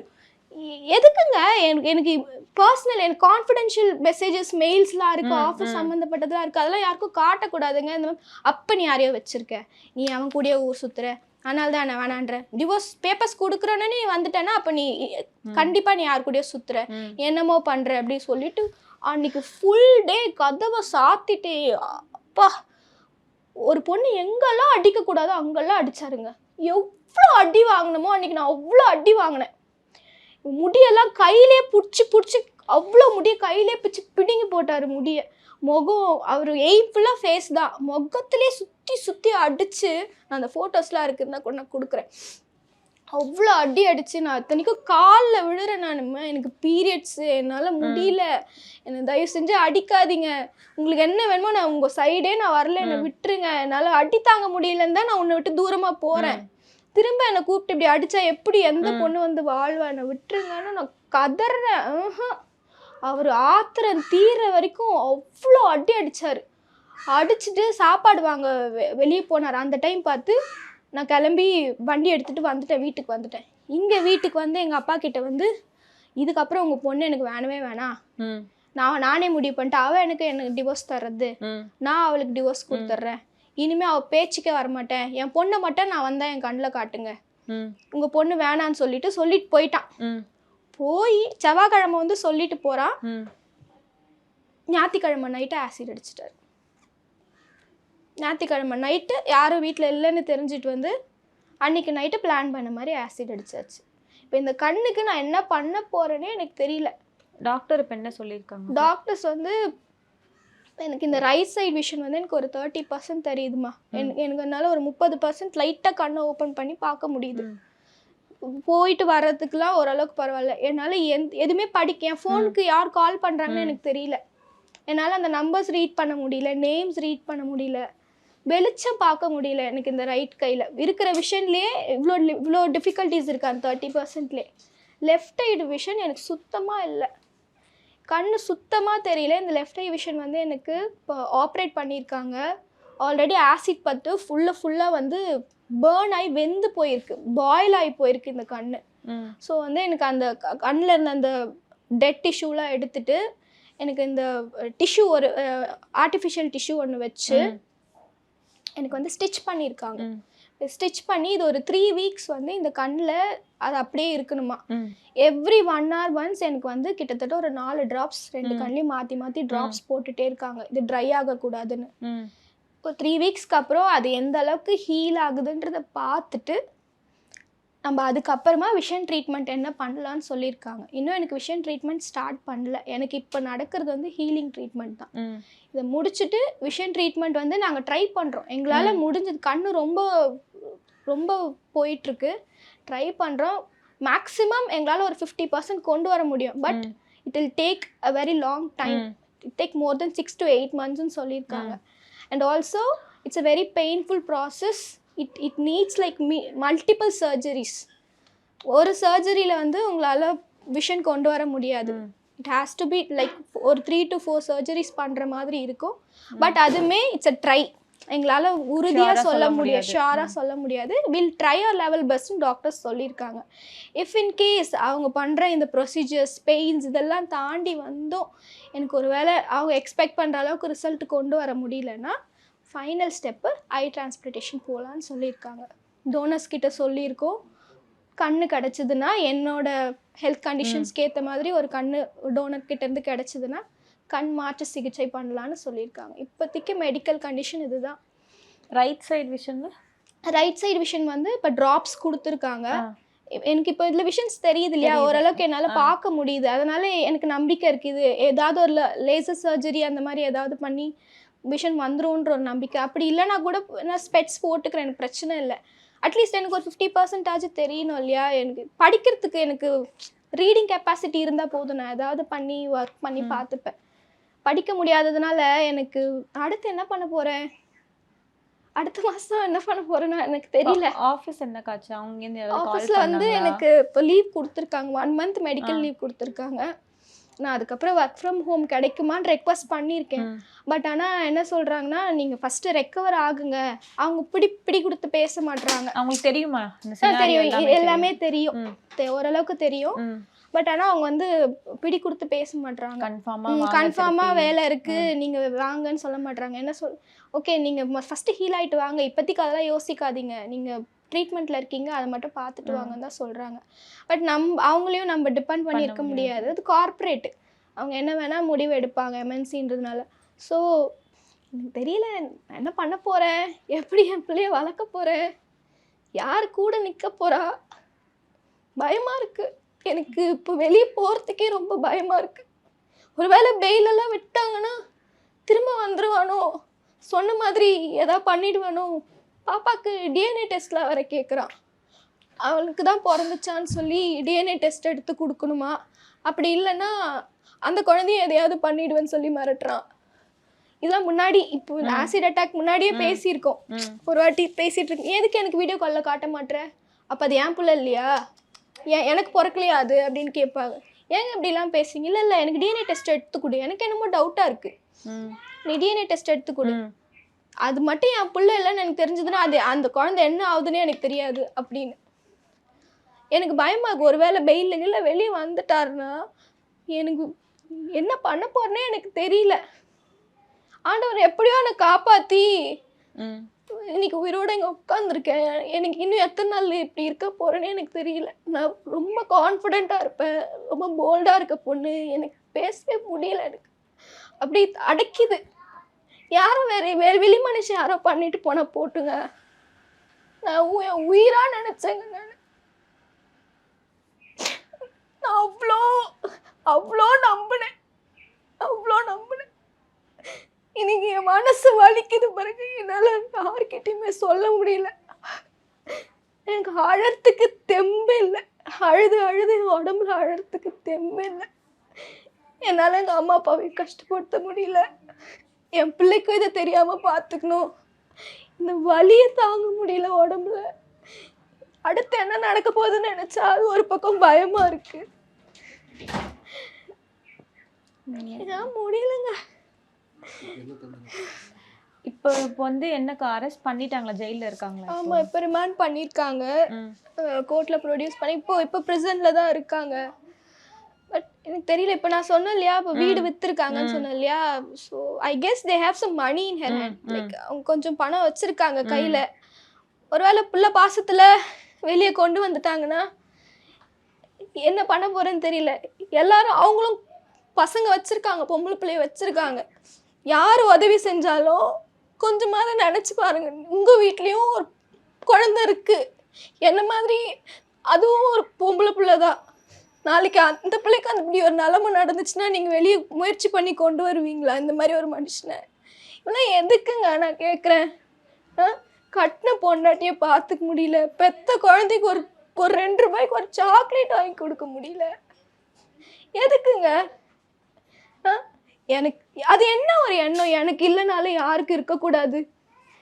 நான் கஷ்டப்படுறல, நான் தனியாக இருக்கல, நீயும் தனியாக இருந்து கஷ்டப்படு, உன்னை எவனும் வந்து கட்டிக்க கூடாது, நீ எங்கேயும் வெளியே போய் வேலைக்கு பார்க்கக்கூடாது சொல்கிறாருங்க. ஆசிட் ஊற்றும் போது இந்த முகத்தை வச்சுட்டு தானே நீ வேலைக்கு போகிற, இதெல்லாம் பேசுகிறாரா? ஆசிட் ஊற்றும் போது செத்து ஊற்றும் போதே சொல்கிறாரு, இந்த முகத்தை வச்சுட்டு தானே நீ வேலைக்கு போகிற, இதை வச்சுட்டு தான் நீ தனியாக போய் சம்பாதிக்கிற, தனியாக வாழ்ந்துடலான்னு நினைக்கிற, முகமே இல்லைன்னா நீ எப்படி வீட்டை விட்டு வெளியே போவ? எப்படி இருந்தாலும் நீ என்ன தேடி தானே வரணும். நாளைக்கு என்ன உங்கள் அம்மா அப்பா எவ்வளோ நாள் உயிரோடு இருப்பாங்க? உங்கள் அப்பாவை ஆளை வச்சு போட்டுருவேன். அப்போ நீ வேறு வழி இல்லாமல் நீ என்கிட்ட தான் வரணும். சாடிஸ்ட்டுங்க. அவர் சொன்னது நடக்கணும், அவர் சொல்கிறத கேட்டுட்டு அவர் கால் கடியிலே இருக்கணும். இதெல்லாம் ஒரு 50 வருஷத்துக்கு முன்னாடி பிறக்க வேண்டிய கேஸ் போல் இருக்குது. இப்போ வந்து பிறந்துட்டு அப்படியே அவர் எதை பார்த்து வளர்ந்தாரோ அப்படியே நம்மளும் இருக்கணும்னு எதிர்பார்க்குறாரு. நான் பேச்சு கேட்காத ஆளா கிடையாது, நான் சொன்னால் கேட்டுப்பேன். சரியாக இருந்தால் அது யார் சொன்னாலும் கேட்டுப்பேன், தப்பாக இருந்தால் எங்கள் அப்பா சொன்னால் கூட கேட்க மாட்டேன். நான் பேச்சு கேட்குற ஆள். நீ என்னை திட்ட அடி, உனக்கு உரிமை இருக்குன்னு வச்சுக்கோயேன், ஆனால் அதுக்கு நீ ஏதாவது பண்ணியிருக்கணும். அந்த இடத்துல நம்ம பொண்டாட்டிக்கு ஒரு வேளை சாப்பாடு போட்டிருக்கணும், குழந்தைக்கு ஏதாவது செஞ்சுருக்கணும், ஒரு ஆம்பளையா ஒரு குடும்பத்துக்கு ஒரு சப்போர்ட்டாக இருந்திருக்கணும். உன்னால் வந்து ஃபிசிக்கலாக ஹெல்ப் பண்ண முடியலனாலும் ஒரு மென்டல் ஸ்டெபிலிட்டி எனக்கு கொடுத்து, நான் இருக்கேன் நீ பார்த்துக்கோ நீ போமான்னு சொல்லியிருந்தாங்கன்னு வச்சுக்கோங்க, அடுத்த ஒரு 50 வருஷம் நான் என் குழந்தை மாதிரி பார்த்துப்பேங்க. நான் பார்த்துருப்பேன். எதுவுமே கிடையாது. ஆம்பளை சொன்னால் பொம்பளை கேட்கணும், நான் சொன்னால் நீ செய்யணும், என் பேச்சை மீறி நீ நடக்கக்கூடாது, அப்படி ஒரு எண்ணம் எனக்கு. என்னென்னா நான் செருப்புலலாம் அடிச்சிருக்காரு, செருப்பாலலாம் அடி வாங்கியிருக்கேன், நான் ரோட்டில் அடி வாங்கியிருக்கேன். ரோட்டில் எதுக்கு அடிக்கிறாருன்னே தெரியாது. நம்ம பதில் பேசணுன்னா அடித்து வாயை மூட வச்சுருவாங்க. நம்ம அடுத்த அடி விழுந்தால் நம்மளுக்கு தான் அசிங்கம், நான் வாயை மூடிட்டு மேலே ஏறி வந்துடுவேன். அவருக்கு வந்து அதை அடித்து வாயை மூடிடணும். அங்கங்கே உடம்பெல்லாம் எனக்கு அப்படியே பச்சை பச்சையாக இருக்கும், அங்கங்கே அப்படியே ரத்தம் கட்டிக்கிட்டு க்ரீனாக இருக்கும் உடம்பு ஃபுல்லாக. எதுக்கு அடிக்கிறாருனே தெரியாது. வீட்டில் இருக்க பாத்ரூம் டோரை உடச்சிருவார், வீட்டு டோரை உடச்சிருவார். எது கிடைக்குதோ உடச்சி அதை அதை ஒரு ஒரு பொருளை ஆக்க தெரியாது. அதை எவ்வளோ கஷ்டப்பட்டு வாங்கியிருப்போம் ஆனால் அழிக்கிறது இப்படின்றதுக்குள்ளே அழிச்சிருவாங்க. எனக்கு வேணாங்க, எனக்கு வேண்டவே வேண்டாம். எனக்கு இதுக்கப்புறம் இப்படி ஒரு நரகத்துலேருந்து நான் வெளியே வந்ததே எனக்கே தெரியல. எனக்கு இப்படி ஒரு விஷயம் நடந்துதான் நான் அதுலேருந்து வெளியே வரணும்னு இருக்கு போல இருக்கு. திரும்ப அந்த நரகம் எனக்கு வேண்டவே வேண்டாம். திரும்ப ஒரு கல்யாணமும் எனக்கு வேண்டாம். நான் யாரையாவது கல்யாணம் பண்ணிப்பேன்னு நினச்சிக்கிறாங்க. நான் ஒரு கல்யாணம் பண்ணி நான் படுற பாடு பத்தாதான் இன்னொரு கல்யாணம் பண்ணிக்கிட்டு. இப்போ இந்த நியூஸ்க்கு அப்புறம் வந்து ஃபினான்ஷியலி உங்களுக்கு ஏதாவது மற்றவங்க ஹெல்ப் பண்ணுறாங்களாக்கா? வெளியேந்து உதவி பண்ணுறாங்களா? ஃபினான்ஷியலி பார்த்தீங்கன்னா இப்போ வரைக்கும் எந்த ஹெல்ப்பும் வரலைங்க. என் வீட்டை பொறுத்த வரைக்கும் நான் மட்டும்தான் ஏர்ன் பண்ணிகிட்டு இருந்தேன். அப்பா அம்மா 2 பேரும் முடியாதவங்க, வயசானவங்க. அப்பா போனால் உண்டு, இல்லைன்னா இல்லை, அப்படி தான். இப்போ எனக்கு இப்படி ஆனதுலேருந்து அவர் வெளியே போகிறதுக்கே, தனியாக விட்டு போகிறதுக்கே பயப்படுறாரு. எப்போவுமே பக்கத்துலேயே இருக்காங்க 2 பேரும். ஸோ எனக்கு தெரியல, ஃபினான்ஷியலி நான் என்ன பண்ண போகிறேன்னு தெரியல. இப்போ வரைக்கும் எந்த ஹெல்ப்பும் வெளியிலேருந்து வரல. எனக்கு குழந்த இருக்கா, படிப்பு இருக்குது, என்னோடய மெடிக்கல் நீட்ஸ் இருக்குது. ஒரு ஃபேமிலினா மந்த்லி இவ்வளோன்னு இருக்குது. இப்போ ஏர்ன் பண்ணிகிட்டு இருந்தவகிட்ட இருந்து அந்த ஏர்னிங்கும் நின்று போச்சுன்றதுனால நெக்ஸ்ட்டு என்னன்னே யோசிக்கவே முடியல. அதுவே ஒரு பாதி மன உளைச்சலாக இருக்குது. ஏதாவது ஹெல்ப் கிடச்சிது ஃபினான்ஷியல்னால் எனக்கு ரொம்ப ரொம்ப ரொம்ப உதவியாக இருக்கும். இந்த மாதிரி கஷ்டப்படுற டைமில் ஏதாவது ஒரு உதவி கிடச்சிதுன்னா எனக்கு ரொம்ப அது உதவியாக இருக்கும். எனக்காக எல்லோரும் ப்ரே பண்ணிக்கோங்க. எனக்கு கண்ணு கிடைக்கணும்னு ப்ரே பண்ணிக்கோங்க.